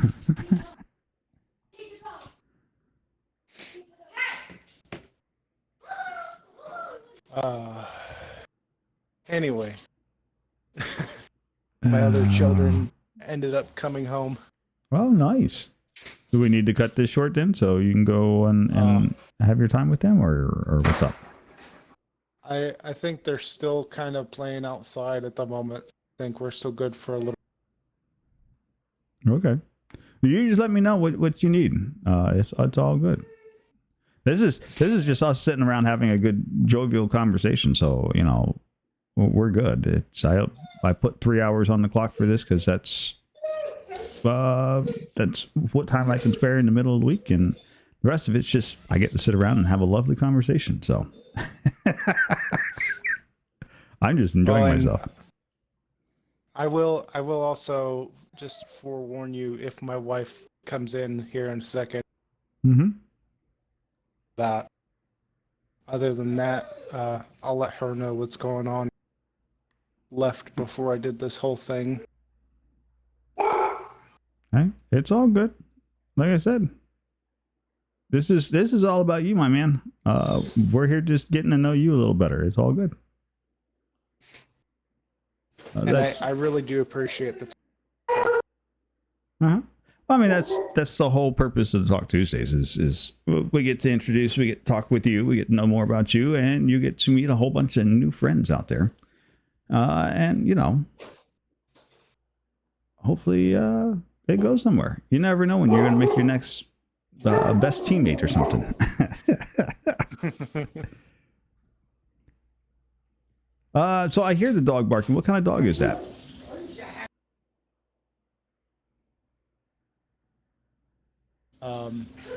One of them, and the pup is my dog.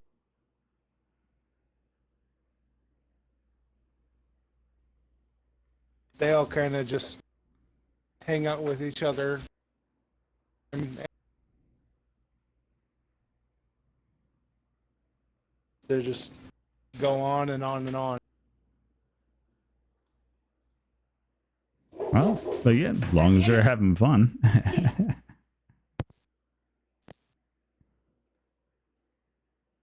So, it's all good. It's all fantastic. See. I am going to have to pause here for a moment. Yeah, no. Take your time. Take your time.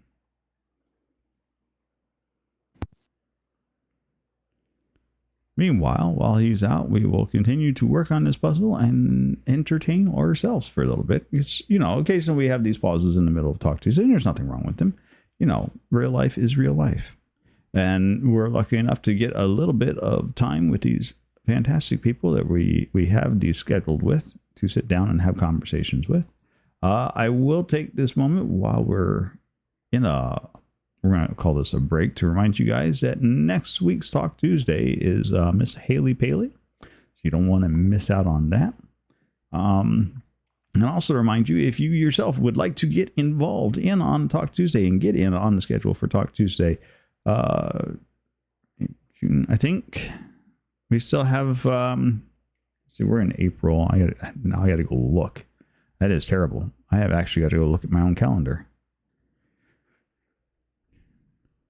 Okay, so we're into July. The first Tuesday in July has taken, but we still have plenty of slots open for July, as well as August, September, October, and November. All you need to do is drop me a line. Let me know which Tuesday in those months coming up that you want, and we'll get you on the schedule. The schedule is a first come, first serve. The only real requirement is that you have been a streamer.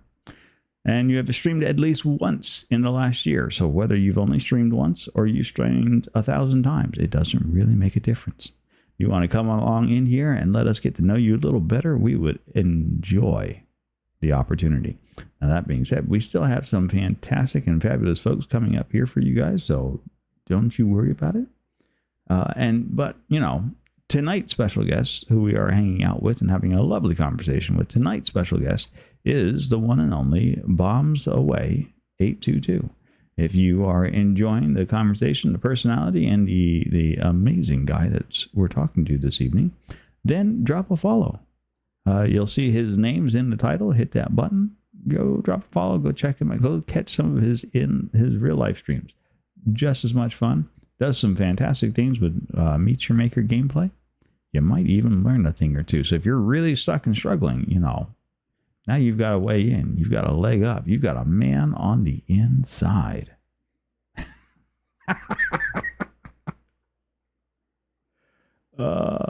We have so much fun around here. And that's the big name of the day. That's the big thing at the end of the day is you got to have fun. If you're not having fun, then why are we even here? Why are we even doing it? If it's not even fun, then don't do it.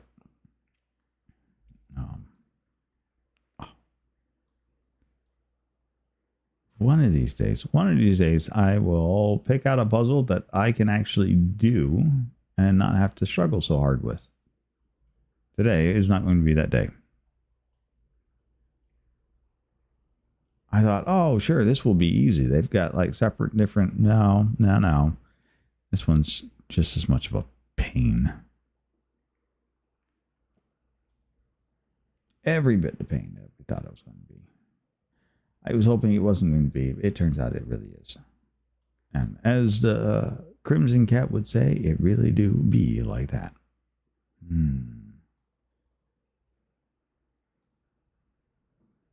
It's a good thing she's not here, though.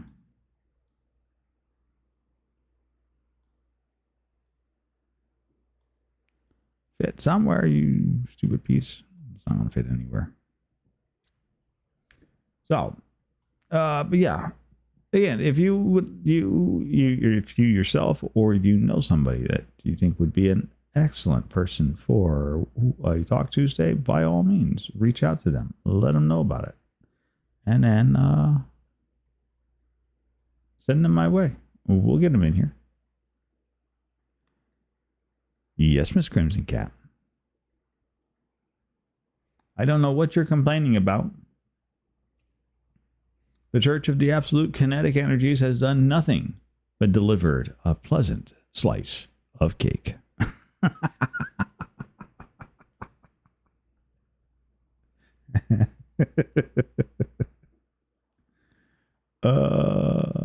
That is, I think that is going to be a fantastic plot device this season.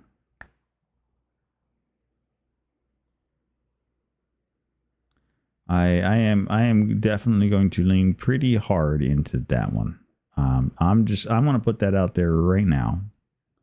I think I'm going to lean pretty hard into the Church of the Absolute Kinetic Energies, just a little bit. Oh, and while I'm thinking about it, before I also forget, this Friday evening, in fact, we will be doing some content warning with the gentleman from the BG3. That's right. That's going to be a Serb, a Zoda, a DM Cerberus official, and myself doing some content warning. So all of the goofy zaniness that you've come to know and expect from us, add in a dash of we're going to scream our heads off, and there you go. That's going to be content warning. It's going to be great. It's going to be fantastic. And if you miss out, I'm sorry.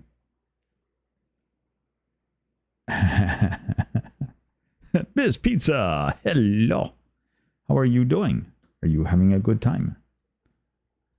I hope you are being fantastic and fabulous. Because we already know that's exactly the way you are. Fantastic and fabulous. Aha. I have made two pieces stick Okay. together. Oh, welcome back. Can you hear me? Yep. Loud and clear. Okay. Crisis averted. Everything's okay. Yeah, I had to help put away food. No, all good. All good.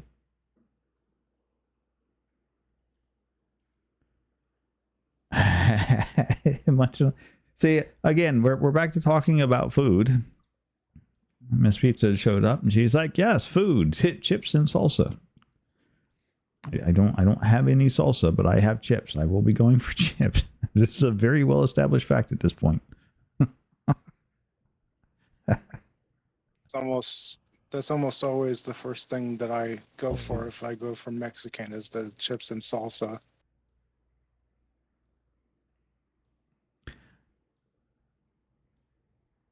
Yeah. I actually find I'm not a big chips and salsa fan. More often than not, probably because I'm a bit of a chips and salsa snob. Just because one of the ladies that we used to go and visit when I was a kid made her own handmade chips and salsa. Like, she would make the stuff at home. And once you've had the handcrafted stuff, everything else is just, It's just not even the same animal. Not even close. But all that aside, what would you classify as either the most interesting, the most unique, or the absolute weirdest thing that you've ever eaten?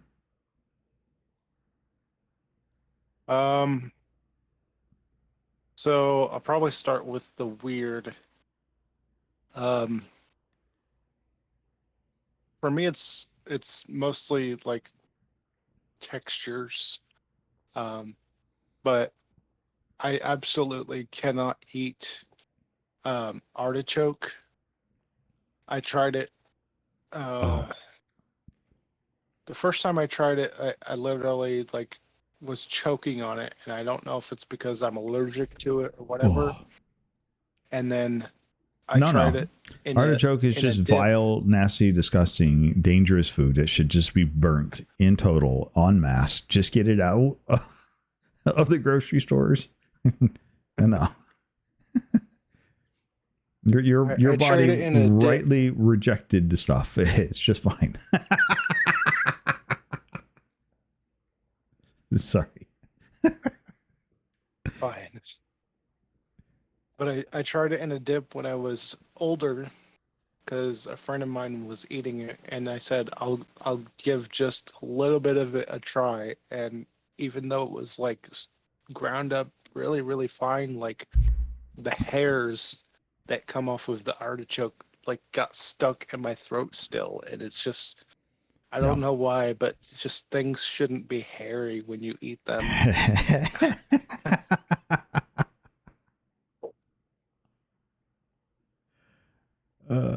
No, things should not be hairy when you eat them. Kiwi would be another one that jumps to mind. I'm not big on kiwi fruit. Very, very, it's a fuzzy sort of fruit. I'm like, no, I don't want fuzzy. No. See, though, once you get to the actual fruit, the fruit itself is good. That's why I avoid the hairs. Visit grandparents in Oregon because we would chip mussels out there. Oh. Yeah, exactly. I tried mussels once also. Yeah, Did and not your experience? like No. mussels. I almost immediately felt like I needed to puke.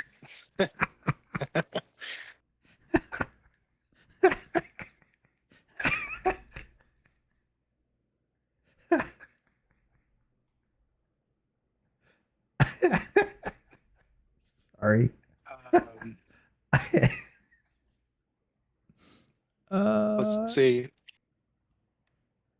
I think as far as interesting foods, it's usually Mhm. just something that catches me like off guard, like a food combination that you would never think sounds good together. And I can't come up with one right off the spot, but you know, Peanut butter, jelly, and cheese. see, I never tried that. But oh, one that my friend told me about, it's peanut butter, tomato, and cheese, and it's supposed to taste like a BLT. And I swear to God, it does. And I don't know why. I can't explain it. I tried it. It tasted like BLT. Twinkie wiener sandwich. Can't say I've ever been desperate enough to try that one, but I have to put it on my list of beer food to try there, Eleanor. There are just some food combinations that you're like, no, I would never eat that sober, and then it becomes your like your drinking food, right? Like I won't eat that sober, but sure, if it tastes well enough, I might drink it when I'm I don't know, a 6-pack in.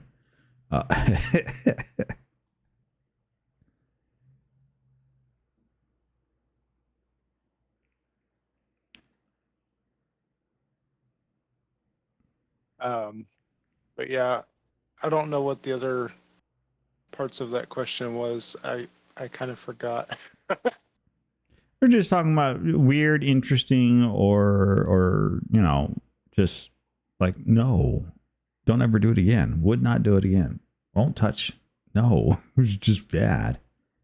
Uh, Brussels sprouts is on my no list, definitely.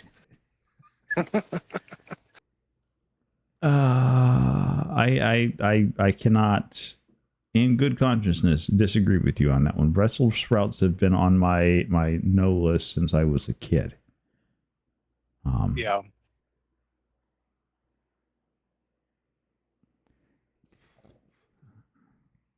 I swear, I think I have like vampire reactions. Somebody starts talking about Brussels sprouts, and I'm like, I'm reaching for the cross. Back, file, demon beast.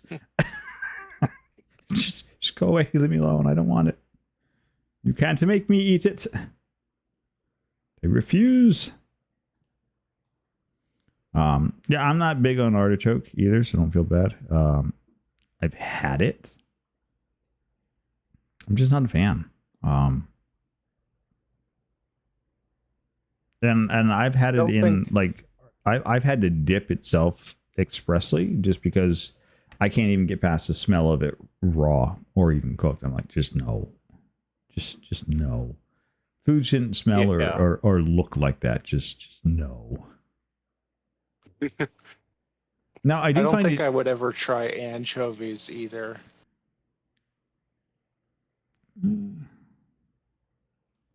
Anchovies aren't bad if you like fish. If you're not a big fish person, probably not. Something that That's my problem. I like fish, but I feel like it would just turn me away from fish.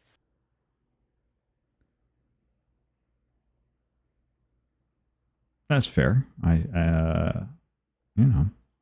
Now you said you're not a you're not a big texture fan. Like there are certain textures you just don't like.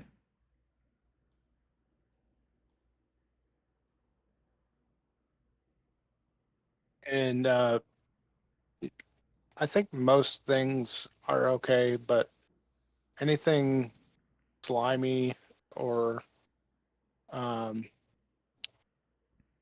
guess in general, like if it's like milk sour, like not not the sweet sour type thing, but milk sour, if it tastes like that, I guess that's also something that can happen to other foods. And I know that's more of a taste, but it can also be a texture. Right.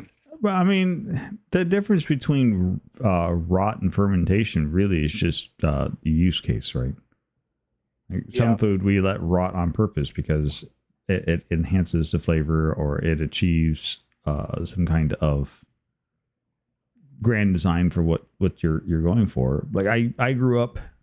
One of the things we used to eat in Puerto Rico when I was a kid was this. We would go out and we would catch mahi down there, and then we would. You take this fish, the fish, you descale it, you take the bones out of it, and then you heavily salt the meat, and then you wrap the whole thing up in a banana leaf, and then you go bury it out back for 3 days, and you pull it back up. It stinks to high heaven. Throw it in a pan with some plantains and a little bit of butter and fry it up. It's great to eat. Stinks the whole house up. Fabulous to eat. It's rotten fish. I mean, we literally just slow rotted fish in the backyard, and that's what we decided to eat. And it's good stuff. It definitely is one of those, like, it's definitely a use sort of thing. Like, what was the use case behind letting the food go bad at that point? But Speaking of purposely fermented things, mushrooms can be hit or miss for me. Like, I love shiitake mushrooms, and I love those like miniature mushrooms you can get from Walmart or whatever. You cut them up and saute them and stuff. But like, if they're too slimy, that throws me off. interesting. Yeah, I like mushrooms. I don't. So I've always been curious about the whole texture thing because you're not the first person I've talked to. Like, oh yeah, it's a food texture thing, and I can't stand it. Like for me, growing up, it doesn't matter as long as this thing didn't bite me back first. I've eaten just about whatever gets shoved in front of my face. Like whatever, I'll eat it before it eats me. We're good. So I've never. It's usually a taste for me. Like if it tastes bad, I'm just not going to eat it. Beyond that, it's fine. I don't deal with a texture sort of thing. But my younger brother can't stand onions. It's a texture thing for him. Odd. I mean, that's interesting. I think honestly, like, if I eat something that doesn't feel right either in my mouth or like once I try to swallow it, it doesn't feel right in my throat, because I already have problems with my throat sometimes. Mm-hmm.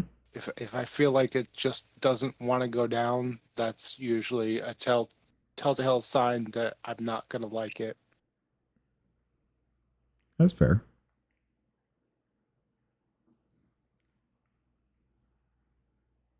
So there's not anything in specific that sets it off. It just, you're just not big on slimy things. It could just happen one day on something I've never tried, and I'll be like, yeah, I'm not eating that again. But most foods I'm pretty good with.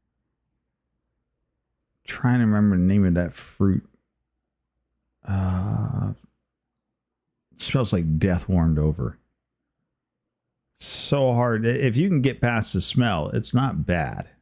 I would eat it in like a candy form or something, but I would not eat the raw fruit itself because that is extremely slimy. I know what you're talking about. I can't think of the name of it either. Not jackfruit. No, it's the one out of India. It literally smells like somebody's rear. I'm like, okay, I'm trying to avoid going to hit Google, but I'm just going to go hit Google.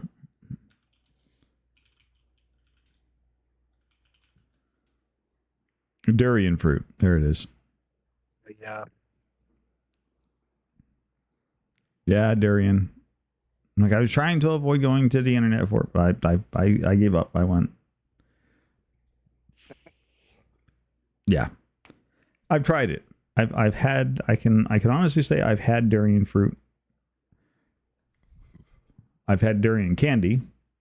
I would rather eat the candy over the fruit. Both of them just smell bad. And once you get past the smell, you're fine. But it it smells so atrocious.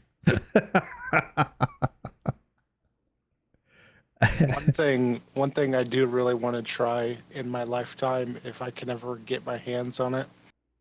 Most people are aware that cashews grow on a fruit, and it's literally like an apple, Mm-hmm. and you can eat that apple. I want to try a cashew apple sometime in my life. Well, sounds like something to do. Now, if you could go traveling anywhere, like, don't worry about costs or expenditures, don't worry about babysitters or anything else. Like, if you could just, somebody says, here, I'll take care of everything for you. Go here and do something. Where would you go? So, back in high school, I had a friend who was in the military, and she got stationed in Germany, and she told me all about all the things that she saw in Germany. And I had already wanted to see Germany sometime in my life, but like, there's still things that haven't been taken down since World War II. Mm-hmm. And I think it would be really interesting to go there and explore those things, not just as a tourist, like break off of that tourist path a little bit and see more things than what most people get to see when they're there. I think that would be really cool.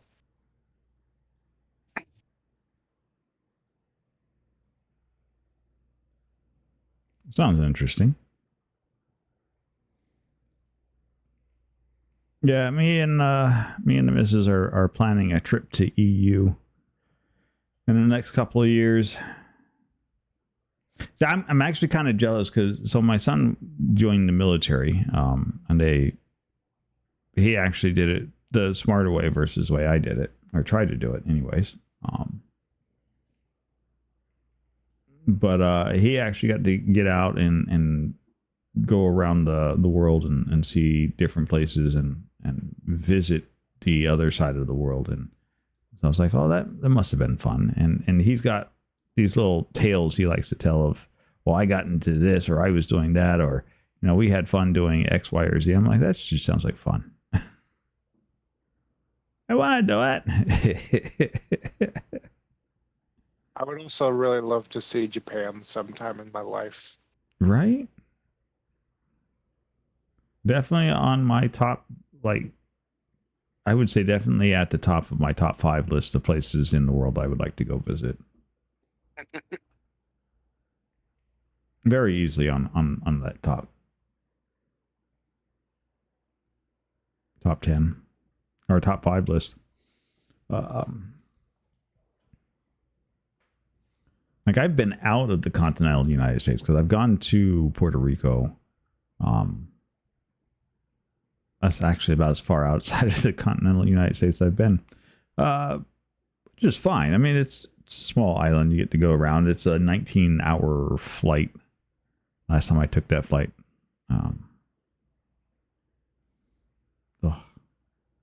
Long travel. But it's I don't know. It just never feels like it's far enough. It's okay.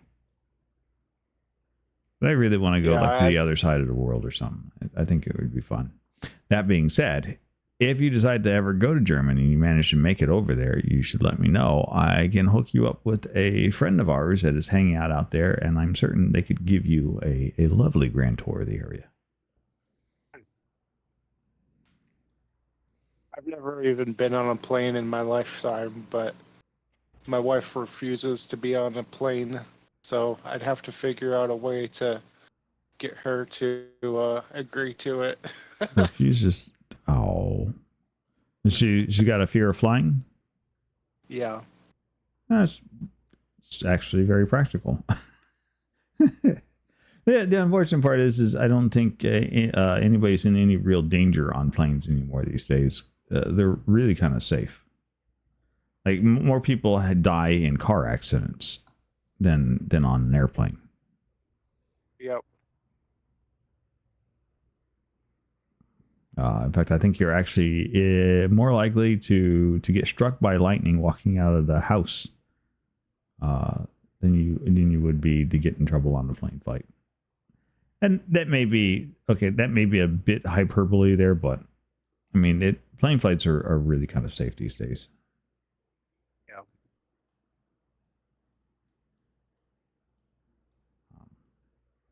They've really gone out of their way to make things as comfortable as possible and as nice as possible.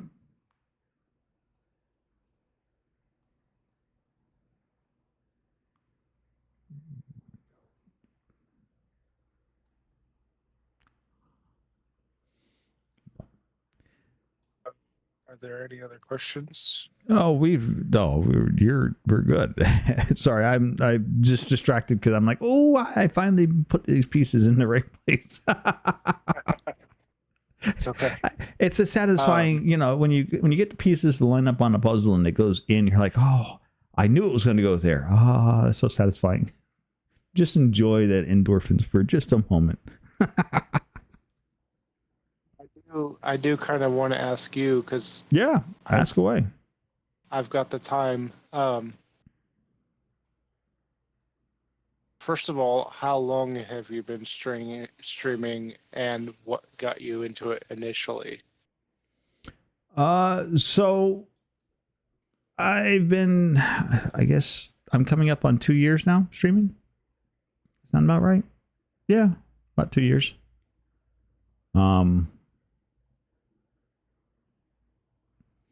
What got me into streaming? So me and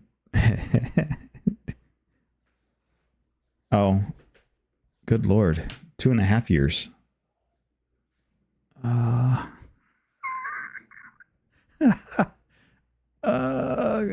Okay, longer than that. 2.5 years then. Thank you, Zoda, for reminding me how old I am. But what got me started into streaming was I was watching a lot of YouTube during the pandemic, and we went into lockdown. And then up until that point, I really hadn't been paying too much attention to YouTube. I spent a lot of my time buried in my work because I enjoyed what I was doing at that time. And then we went on lockdown, and I got shipped home, and I was basically left siloed because of the type of work I did, which basically meant without being in an office, I had nobody to talk to. And all of my peers who I would normally have conversed with throughout the day, well, they too were at home and trying to get their attention to have any kind of normal office conversation, which just wasn't a thing. And so I started watching a bunch of YouTube, and one of the things that I got into because of that was I started watching a lot of Minecraft videos, specifically Hermitcraft. And some of the stuff that they did in Hermitcraft, I'm like, I knew guys I used to play games with regularly. We totally could have done stuff like this. Like, I know people that absolutely would get behind and do this kind of just get around, goof around, and have a good time. At least I did. It's not a thing anymore.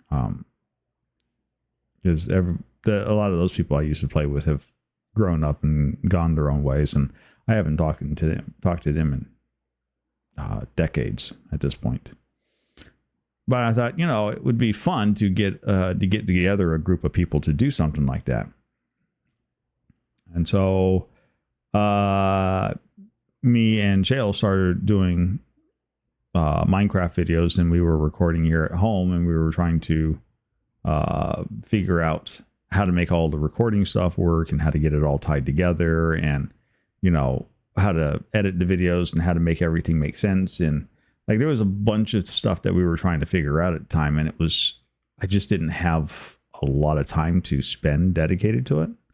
And so it became more of a convenience factor. I'm like, well, we could just instead switch over to Twitch and start streaming.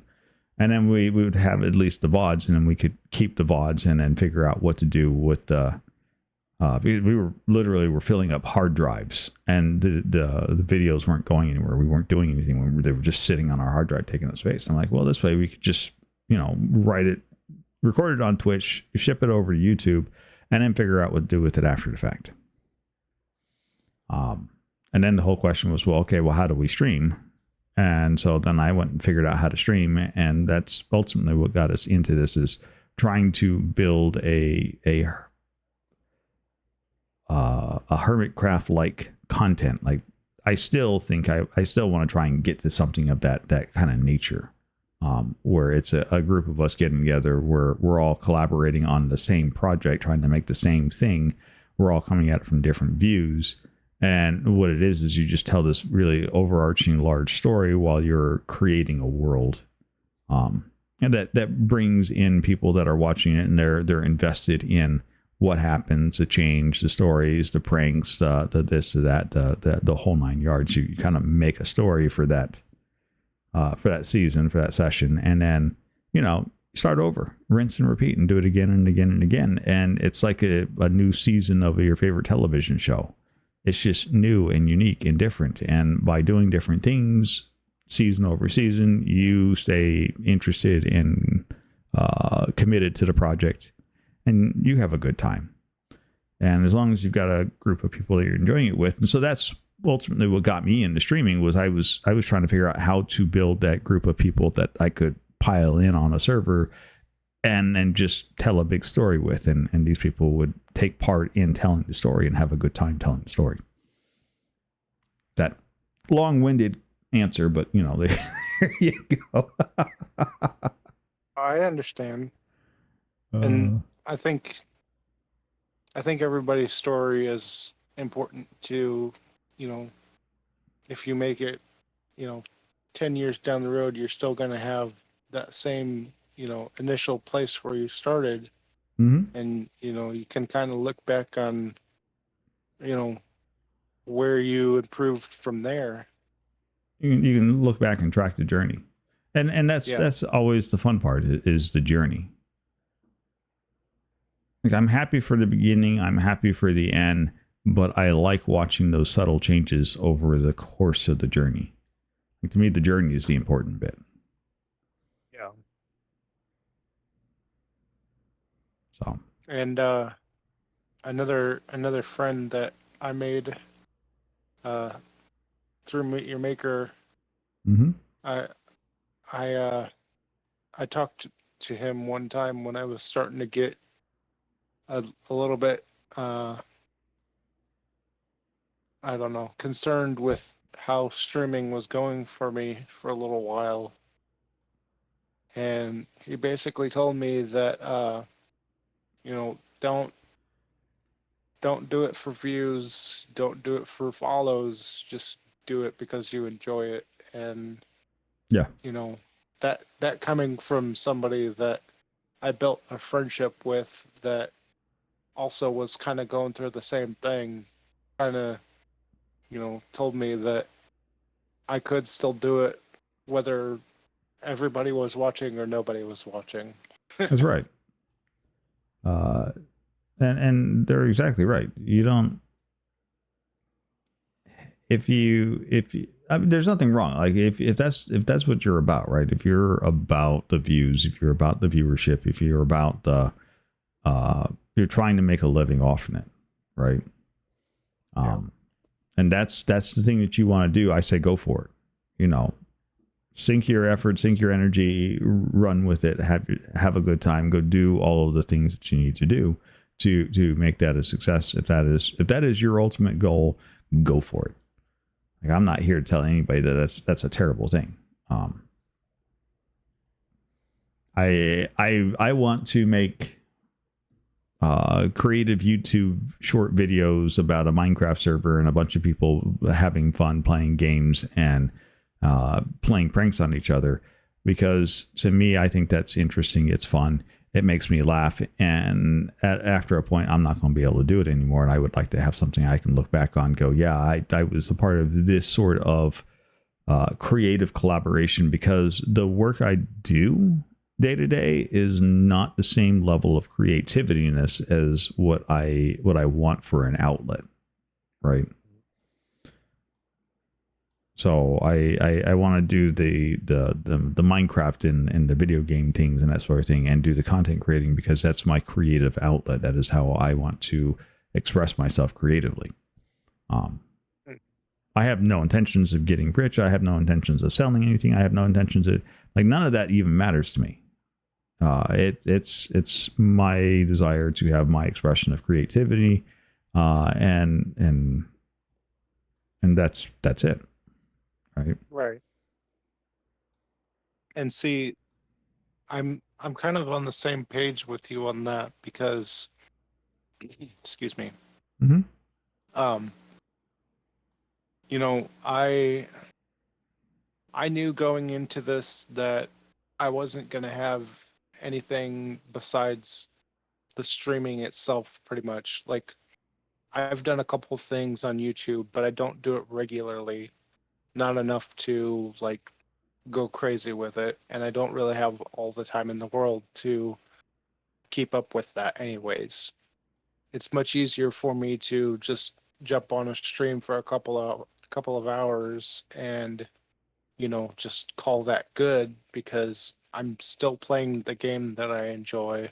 Mm-hmm. I'm still, you know, able to converse with people from time to time, and even if I'm not conversing with people, I'm still playing a game, and whether people want to watch it while I'm playing or watch it after, you know, the whole thing is done is fine by me. Like, I'm not necessarily out here just trying to make a buck. I'm just doing it. I went into it thinking that it was this big awesome thing that, you know, didn't look all that hard, and now that I'm actually doing it, it's a lot harder than it looks. First of all, I will say that to anybody who's an aspiring streamer, if you are just starting and you don't have a lot of real life friends like I do, I don't have, you know, a bunch of people to say, hey, come check this out. First of all, that would be really awkward. Second of all, there's just not. I can't just go up to my friends and be like, "Hey, you should watch this because I told you to." That would probably make my friends not want to watch it. You know, it's fine. It's fine. But, you know, just now I'm just more about just enjoying the time that I have, enjoying the conversations that I have, and I don't plan on, you know, essentially begging people to be there. I'm open to people being there if they want to be there, and I will talk to anybody who's willing to talk to me. It's just, you know, it's up to whoever decides to be there. It's not up to me. That's what I've learned through this whole experience. Yeah. I mean, at the end of the day, you don't control. Honestly, don't control anything. I mean, at the end of the day, people are going to do what they want to do.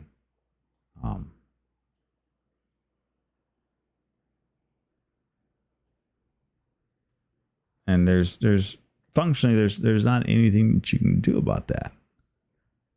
Now, I have made a lot of new friends on this platform. I have met a lot of really interesting and fantastic people. I have really, like, doubled the number of people that I interact with every day, just because I started doing Talk Tuesday. Like, just this project alone has netted me, like, huge dividends and returns on interesting conversations I get to have, interesting people I get to meet and interact with, and people that I probably would have never spoken to before, would have never had the opportunity, would have never come up because it just not in my, what I would call my normal swim lane. Like I am not a very outgoing person. I am happy I'm to exactly there with you. I am happy to hide in my very dark office with the light off and the glow of my monitors to keep me company, and I'm good. Like I said, I've got my wife and my kids that keeps me busy enough at the time being.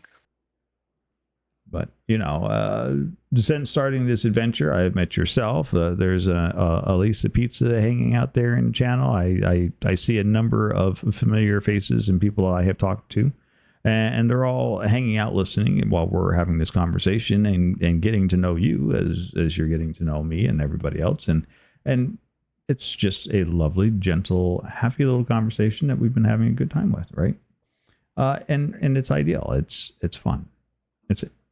Is it entertaining? I don't know. Maybe not. Doesn't really matter. I'm being entertained, and I think that's the criteria that I'm going with. Am I being entertained? Yes. I'm good. And honestly, like I love intellectual conversation anyways. Mm-hmm. Me and my best friend used to just sit down and talk for hours about just space. Like we would talk about car mechanics sometimes, we'd talk about anything and everything, and sometimes it'd be funny, sometimes it'd be stupid, sometimes it'd be, just whatever it was, we were still having a good time about it. And There you go. The aspect of just being able to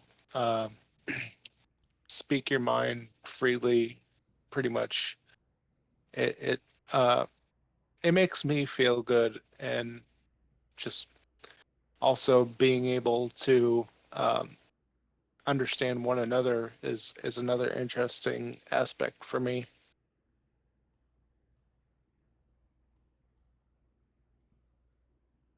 Right.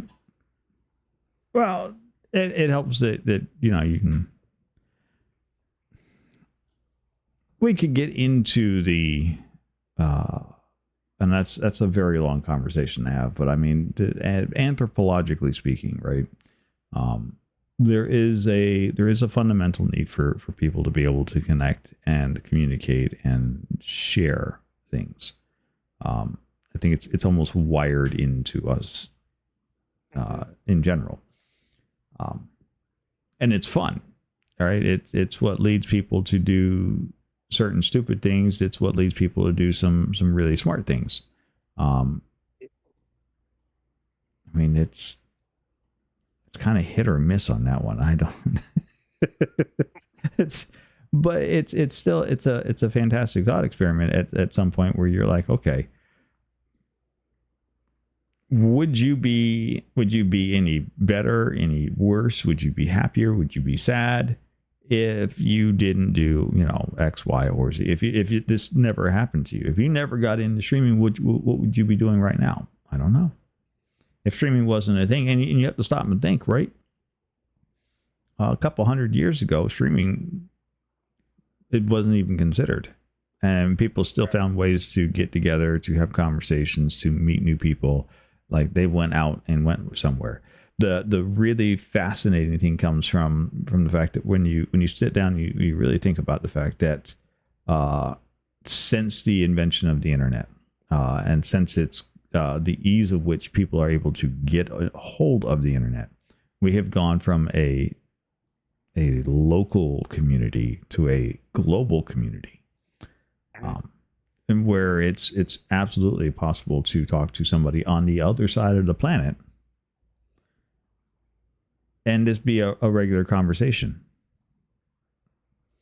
There's a streamer who comes into into chat and into the Discord. Their name is Wars. Wars is an Australian. They're like 12 hours into the future. We give them we give her a hard time all the time because, you know, we're like, okay, well, if Wars is still talking to us, the world survives for another day.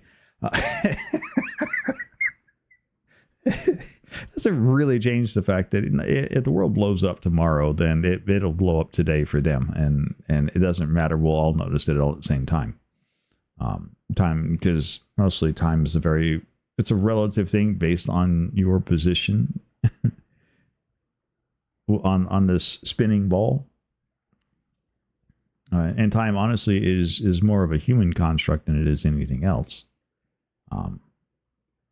But I would like to think that there are probably more advanced races out there that are like, yeah, we keep track of time, but we measure it in quantum, I don't know, quantum timekeeping or whatnot. It's far more accurate. And we got, 32,000 digits for our display watches instead of that, the 6 digits that you guys have.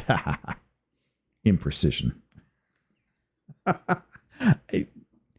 These are some of the things that just kind of keep me up at night. I'm sorry. I'm rambling at this point. You're good. See, like, I like listening to you talk about this because sometimes, like, my brain has these same exact thoughts because it makes me realize that I'm not the only one who thinks like this.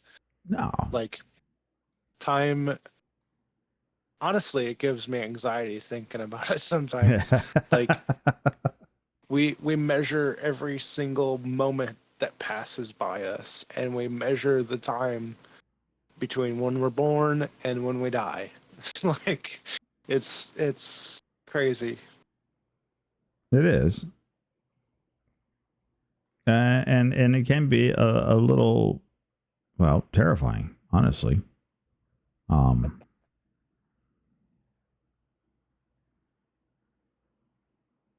And at certain points, I myself don't know how I want to even consider or think about or put into speak into existence how time affects me. Like I don't like to think about time because time always feels like it's just a counter down to game over. Like there's no way to change the fact that game over is just around the corner for all of us, right? And time is just one of those things that just kind of ticks away, and there's no way to stop it. I think that just circles back around to how you spend the time, what you do with it, and for every person that's different. But It is. I think the best thing for me personally is just trying to at least enjoy the things that I have while I have them. And there you go. That's a good way. Eleanor, I want to go backwards, damn it. Actually, no, take that back. I want to do like Doctor Who, and I want to go on one of these squiggly little side trails. Jump on the timey-wimey circuit train. Which, by the way, huge Doctor Who fan. I love their presentation of time travel. Like time is not this linear thing. Time is this thing that just kind of, it's an ever evolving, ever changing creature.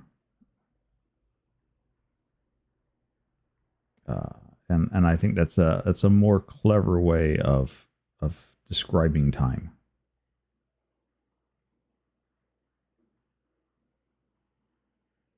Like Bill and Ted's version. It doesn't really surprise me that much with you. Honestly. I really like what they did on Futurama. They did one episode about time, and they literally travel to the end of time, and then it like goes to the space of nothing. It's just all white and them in the middle of nothing. And then all of a sudden they're waiting and they're talking, and then all of a sudden the Big Bang happens again. and then they have to travel even further into time to get back to their time, but then they go too far and they have to go back around again.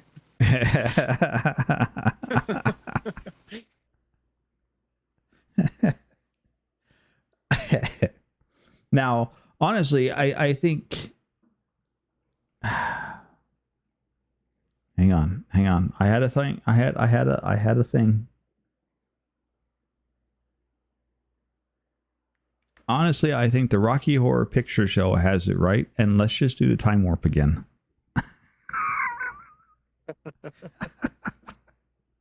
Never seen that movie, but I get the joke. I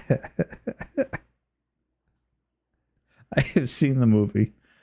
There are a few things in this in my life that I'm like, yeah, I have seen it. I know it. And I regret and don't regret all at the same time. It is a very strange thing. I think it's one of those few shows where I'm like, yes, I have seen it. I watched it. I regret watching it, and at the same time, I don't regret watching it. If you haven't seen it, you should make a point to go and watch. It's honestly, it is so hard to describe, because there are parts where you're like, oh my god, this is so good, and then there are other parts that are like,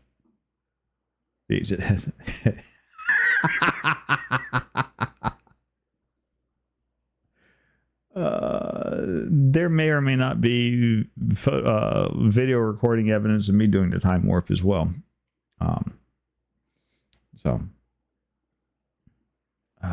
No, seriously though, if you've never seen it, I would say go watch it. Schedule some quiet downtime for you to go spend that and watch that, and sit down and watch it with your wife if she's never seen it. Sure, you've seen it. And then regret and not regret, and you'll it's such a good movie, but it leaves you in such a strange state after it's done and over with. You don't know whether to be happy that it's over with or sad that it's over with. I think one of the only reasons I never really wanted to watch it is because I never really was much of a musical movie type person. The only musical that I really like is Rent. And I don't even really know why, but it's one of the only movies I've ever watched that was a musical that I enjoyed. Well, there you go. I can't say that I've done. I guess that's not true. I've watched Stomp. I think of the musicals. I don't really watch a lot of musicals.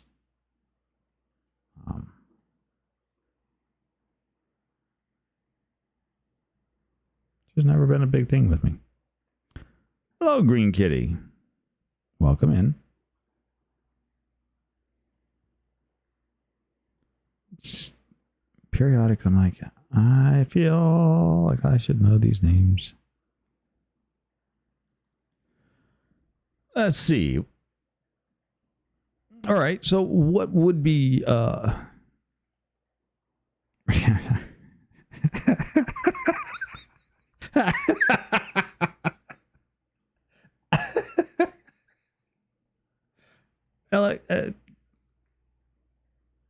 this may be true, Elecnor, but there's so much more.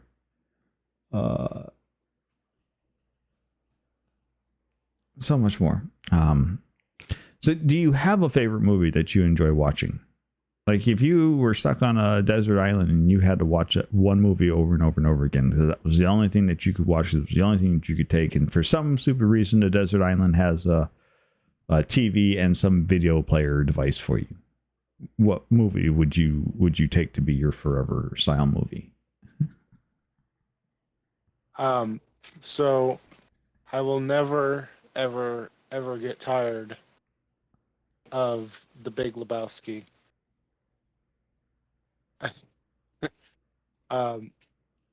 And it's kind of weird too because like the first time I ever watched it was with my dad, Mhm. and me and my dad never really had a great relationship, but I loved that movie.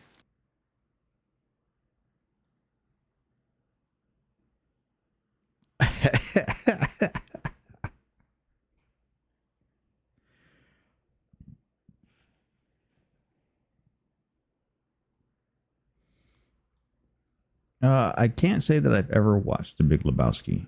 Um, I have vague recollections of it. I may have watched it, and it may not have been a movie that really stuck with me. Going to be in for some dumb humor.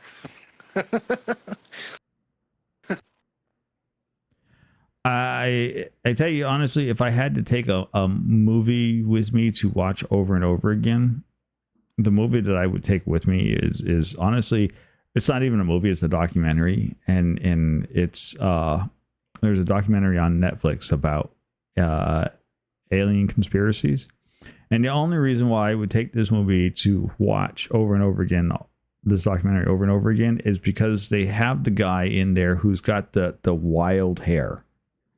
Like he comes on and is trying to be as serious as he possibly can, but his hair looks like looks like he stuck his finger in a light socket before going on camera. Like somehow that's going to add credibility. Well, I'm going to talk about aliens, and my hair is going to look like that they came by and teased it to death. I know somebody else who would watch all that on repeat. And I would just watch it just to laugh at the guy's hair every time he come up there. It's funny hair, dude. It's terrible. But that's exactly what I would do. Just give us back the dude. I take it. I think Zoda has some idea of the Big Lebowski. Wait, oh, now I got to go look that up because I suddenly my brain's kicking in. I'm like, I think I actually know.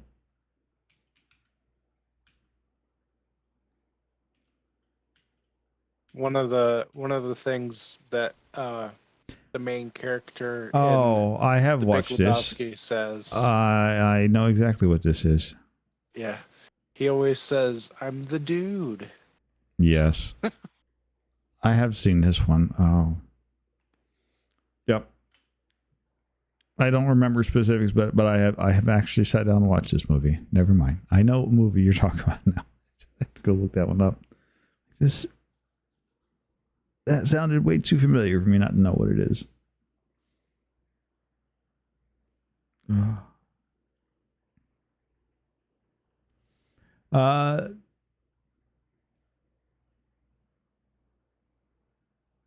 Yes, Eleanor. That's exactly who I'm talking about. The guy from Babylon 5. Yes. The fact that we Just refer to saying him. that Sam Elliott's role in The Big Lebowski is probably one of the best roles that he's ever had. Yeah, probably. They did a really good job in that.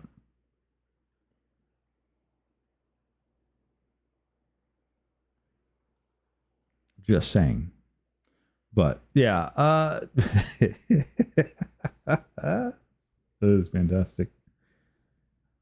But you would watch that one because that movie has you have a little bit of sentimental attachment to that movie.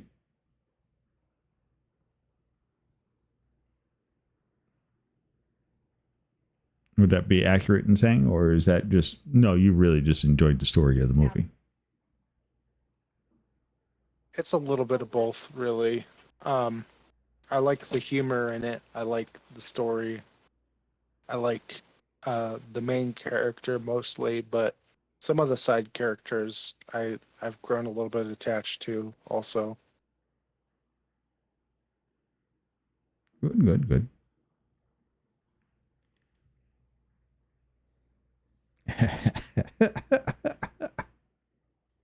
Now,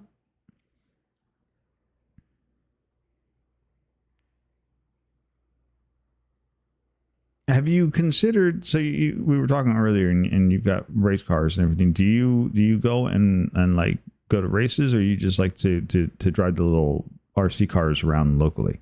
Like, do you take part in any kind of big competitions with it, or is it just something that's a private thing for you to enjoy on your own spare time? See, that's another kind of nostalgia thing that I would love to do again because when I was younger, I did race the RC cars for competition. Um, and I did win once, uh, probably like my second time in a race, I think. And I was not expecting to win at all, but because of the area I live in, there's not really that big of a demand for things like that, or at Mm-hmm. least I haven't found any yet. Um, and really, there's only one local shop that sells all the parts and stuff, so it would probably take somebody literally just building it for themselves and then, inviting people to come race there. Right.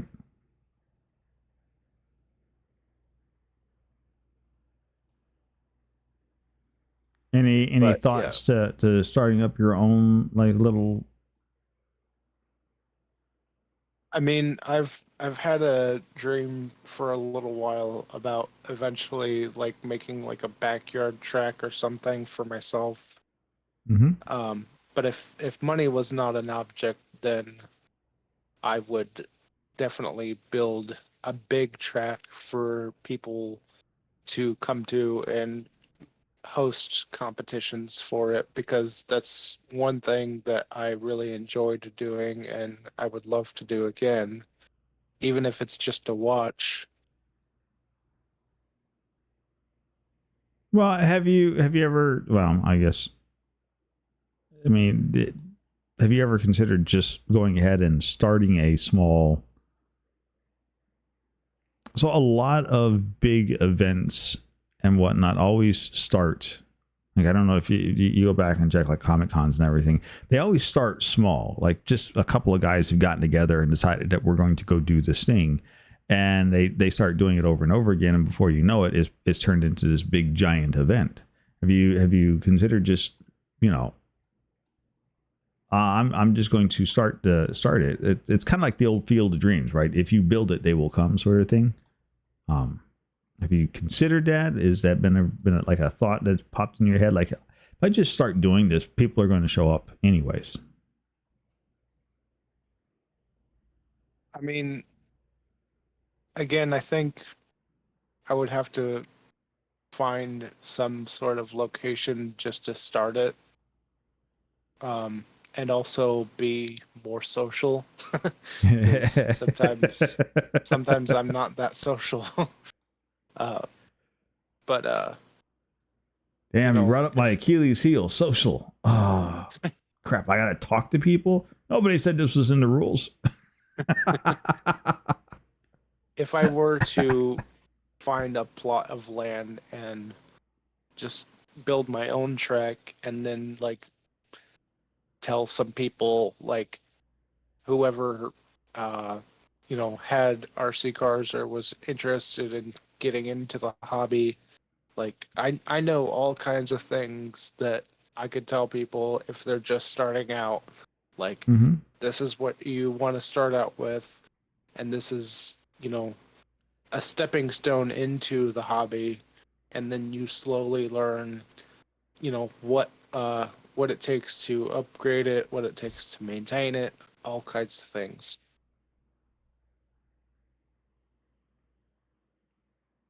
We have a question out there from Mr. Elegnor. Do you own a book you've always meant to read but haven't managed to yet? So my nephew uh, bought me a book. I think I want to say it's written by Stephen Hawking. It's about the universe. Um, and it's a very large book, and I haven't actually read any books in many, many years now because I don't really ever find the time for reading except for on my phone. So I think at some point I need to just tell myself to start the book and, just over time read through it. But that's one book that I would love to get through. If you start it, the ending will come. There you go. I don't know why. That was just like, it's a long book. If you start it, the ending will come. Good one, though.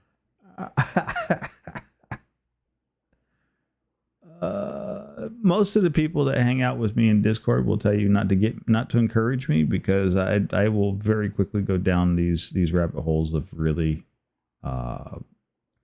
really bad dad jokes. Well, I'm okay with it.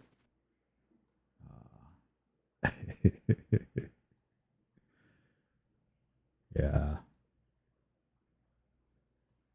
I can think of several people that are not okay with my dad jokes. They're like, no, don't encourage him. Oh, that's a bad thing.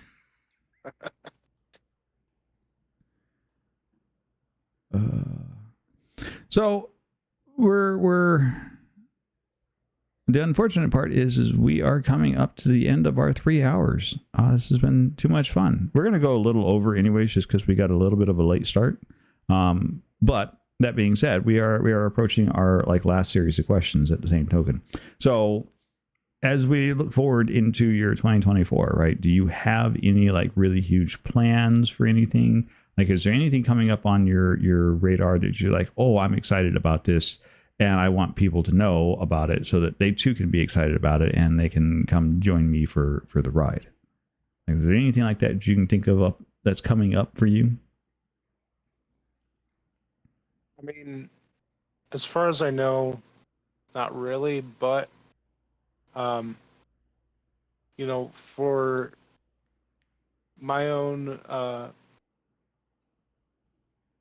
plans, as far as what I plan to do, Mm-hmm. I always get excited whenever whatever game it is I'm streaming has major things coming out, and Right. Tectonica is supposed to be getting the 0.4 update. I don't know whether it's very, very soon or if it's already out. I'll have to look into that. But as soon as that update is available, that'll end up being the thing that I end up streaming. So, and most of the time, if I do have any major updates, I usually tell people about it either on stream or my own personal Discord, which I don't mean to No, you're fine. boast about that, but that's where most people would get any updates that I have personally. But most of the stuff I do is just at a moment's notice, or I might tell people a couple days in advance, like, this is what I'm planning to do. But more of my future things that I want to do, I want to start making my channel a little bit more interactive once I have the ability to do so, because I've been streaming directly off of my Xbox. But once I have the ability to make things better, I eventually want to do more things for my community. And so, if there are people who are already part of the community, then they'll be able to join. Essentially, what I want to do is I would eventually want to do some sort of small giveaway, just as a thank you to my viewers, and Right. not only support the viewers but support myself in the process, kind of. Yeah. But that's like way in the future, and not even like in the roster, so to speak, at the moment. Not currently on the cards just yet, but our future plans. But I mean, that was kind of the point of the question. Like,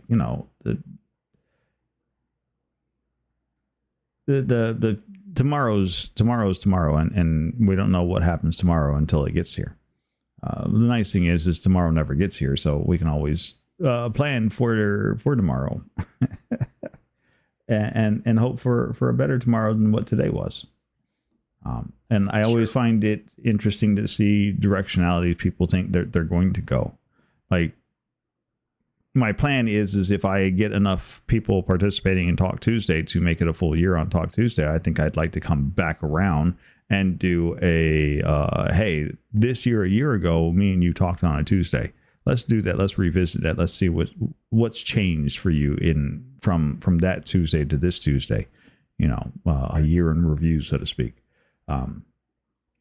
Will I make it to there? I don't know. We're going to have to wait and see. I think it would be fantastic. I think it would be fun. But I also think it would be interesting to see how things change for like you, for your channel and your community, for some of the people that we've had a chance to talk to. And as far as your Discord, like this Talk Tuesday is all about you, Mike High. So you're welcome to say anything you want at all about you, your community, your Discord, or anything else. Anybody that's interested in joining in and getting to your Discord and whatnot, Bombs Away has a link to his Discord in his About section. I typically don't put the Discord links in the socials just because the Discord link has a whole code and everything, and is not as easily to look at and view and go, okay, I can remember that, as like right down there. If you see there's your YouTube, there's your Twitch link, and it's your username. It's easy to recognize. It's easy to go paste that in the link and be like, yeah, that's who I'm talking to. I can just copy that off the title. It's there. Like, Discord links usually have like a short code that goes at the back end of them, and if you don't get that right, then you could end up in a Discord with Boy Band Central, and you're like, I didn't want to do this, or you've ended up in a Crimson Cats Discord where they talk about glittery vampires all the time.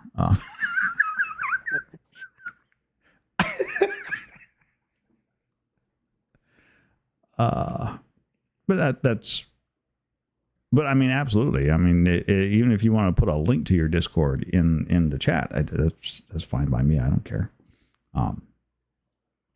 This is, all about us getting a chance to get to know you and be a part of your community, and maybe become a permanent part of your community. I mean, that's kind of how these things work.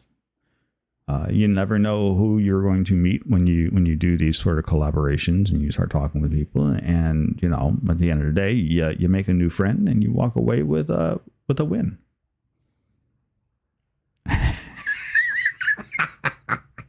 It summoned her from the ether.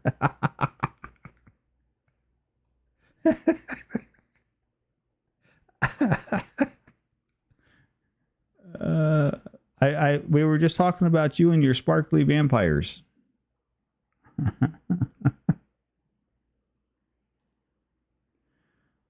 There you go. If anybody is interested, that's a link to my Discord. I post Perfect. Every time that I go live. I allow other streamers to post when they go live, and if you happen to have StreamCord, it should automatically post. If not, then you're always free to use the self promo, as long as you're a member. I'm very open to sharing the love, and There you go. I think that all of us on Twitch should support each other, and that's actually why I'm very grateful for what Nori is doing right now. It's not very common for certain people to be accepting of showing that other people needs support too, and I think that's one thing that I really want to push. Oh, there you go. That's excellent. Yeah, it's when we play together, we have so much more fun, and it's such a much better experience, I think, overall. At least that's my theory, anyways, and I'm going to stick to that one.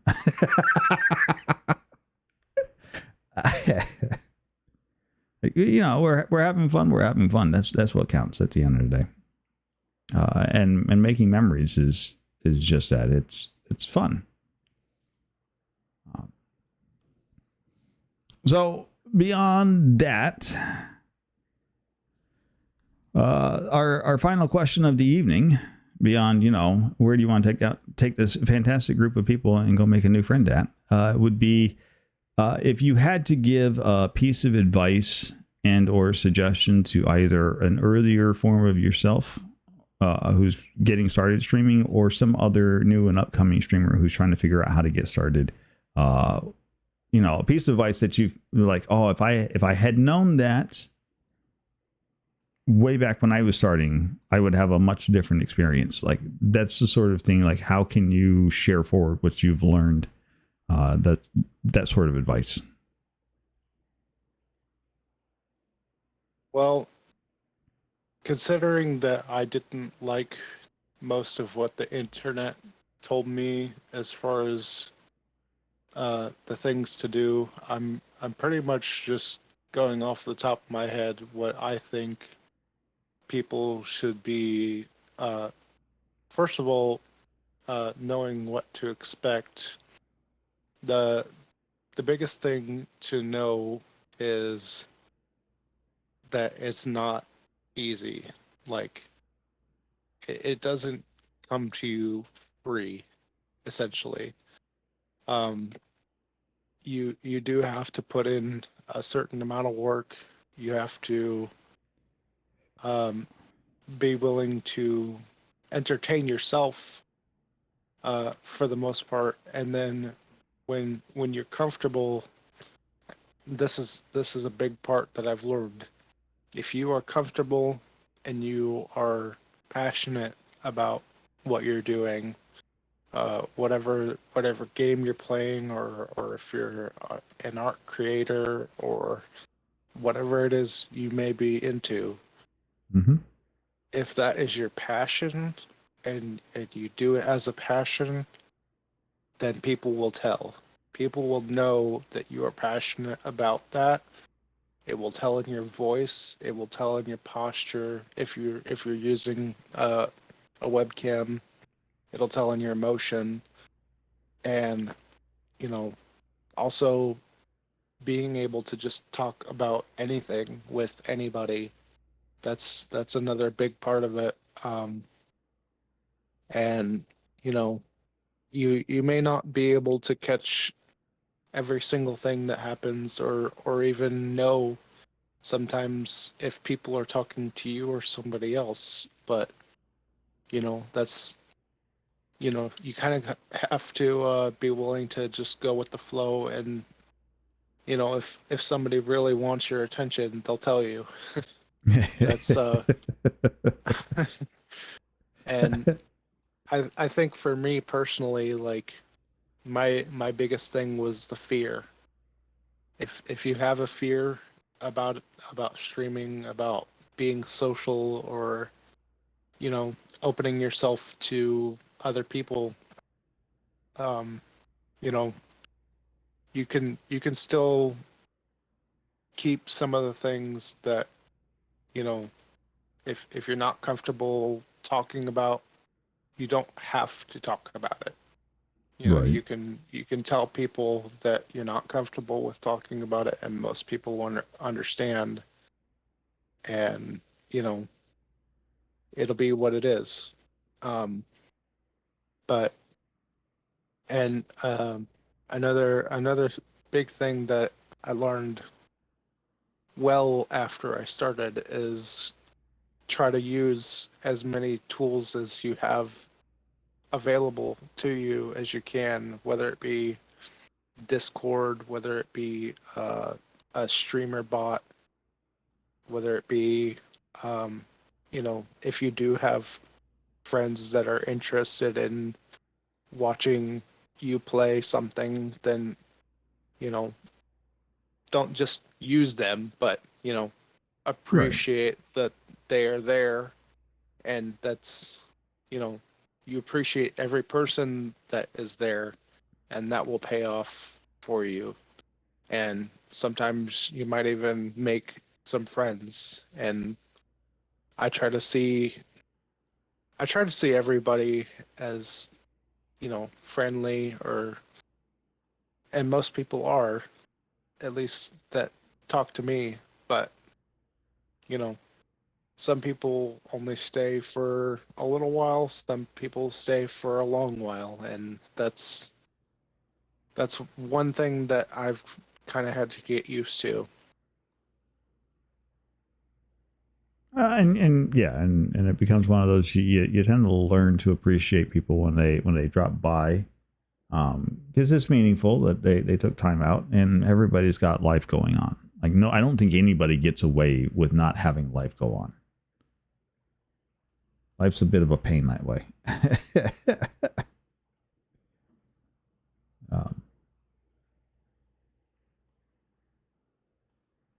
But yeah, it's one of those. It's nice when life allows for people to come by and hang out and say hi and visit. And I don't know about you, but it always tends to make my day when people stop by, and just, even if they say hi and they don't say anything more than that.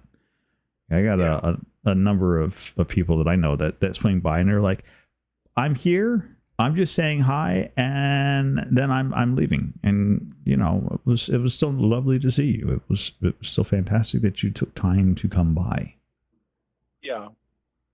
And that's another thing that I kind of strive for is, if I get connected with somebody like you, for example, Mm-hmm.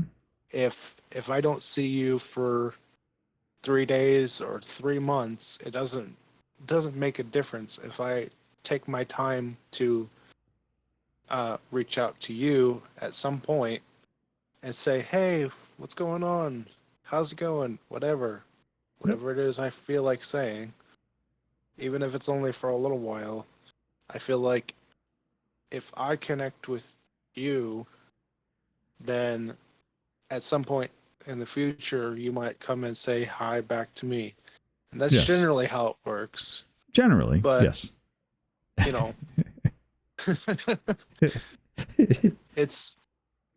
It's a little bit easier than actually having to step out of your house and be social for me.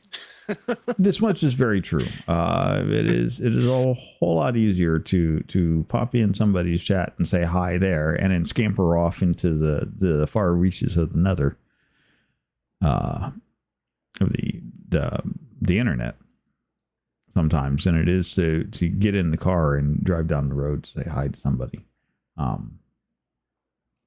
And I say that mostly for me, because where we currently live at, there's I'm just like, there's got to be somebody that we talk to around here, but there's literally nobody around where I live at that we talk to. Like, my nearest, terrible about even just picking up the phone and texting people that are living near me. I would like to say I don't talk to, I had people that were living near me I could talk to, but the reality of the matter is I don't. There's nobody around us that we talk to on a regular basis. And a lot of that is where we live at. We don't really know a whole lot of people. We moved here because I had a job that hired me, and that's what brought us to the area. We haven't really left. We just we got here and we haven't left. So it's fine. Eventually we might find our way out of here, but we'll see. But yeah, no, there's a really good piece of advice nonetheless. It's like I've been collecting these little pieces of advice from everybody that we have on Talk Tuesday, because I think it's important. I think it's information that people will come to enjoy. And who knows, maybe we go through all the Talk Tuesdays and we snip out the what would you suggest and make a big here's how to do Twitch, as brought to you by 100 different Twitch streamers or 1,000 Twitch streamers or 1,000,000 Twitch streamers. I don't know what the number is going to finally end up being. Doesn't really matter, does it? It's good advice. And it's worthwhile advice, and it's worth advice being saved for posterity. So, well, I thank you for your advice, and I'm certain somebody will also thank you for the advice, because all of these go up onto the YouTube, and I'm turning these into podcasts, and so there will be plenty of people to hear about Bombs Away and your excellent advice. So, thank you for being a guest here on Talk Tuesday. It's been absolutely fantastic and fabulous. Thank you again for the time. Hopefully we'll get around to that year mark, and we'll come back around to this, and we'll have another conversation like this a year from now. We'll see how you may blow up, though. You may not have the time for me after this. You may get super famous. I guess you never know. We don't know. And that's the thing about tomorrow. We plan for tomorrow, but tomorrow never comes. So we just try to do better than we did today. But it has been absolutely spectacular. Now, we do send the raid out from here, and we go tell everybody where we go to all about you and everything else. And so do you have somebody you would like us to go hit up? I'm taking a check real quick. Mm-hmm.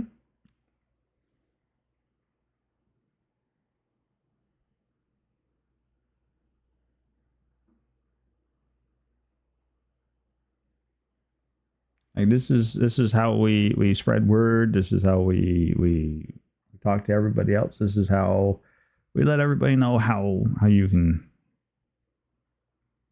have just as much fun as the rest of us did.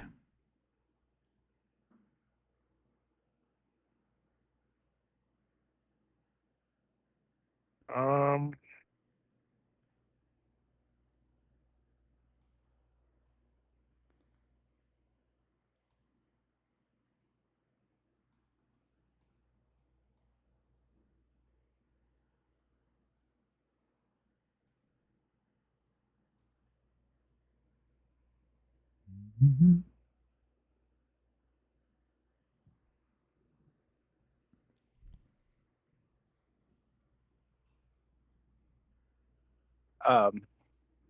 So the person that I'm sending a link from, Mm-hmm. They're a little bit of a smaller streamer. That's fine.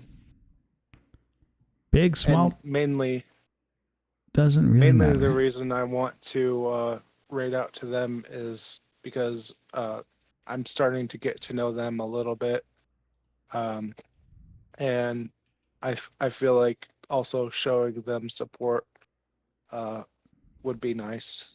Good deal. Absolutely. Well, you're welcome to stick around for the raid so you can say hi to your friend. I think you're still floating around in chat there. I am going to deafen. We're going to do the closeouts and everything else. Again, Bombs, it's been an absolute pleasure. It's been absolutely so much fun to talk with you. Don't be a stranger in the Discord. You're welcome to drop by anytime. And yeah. Thank you for taking the time. I also want to say thank you for everybody for the questions, and it was a good time being here. It's a thrill.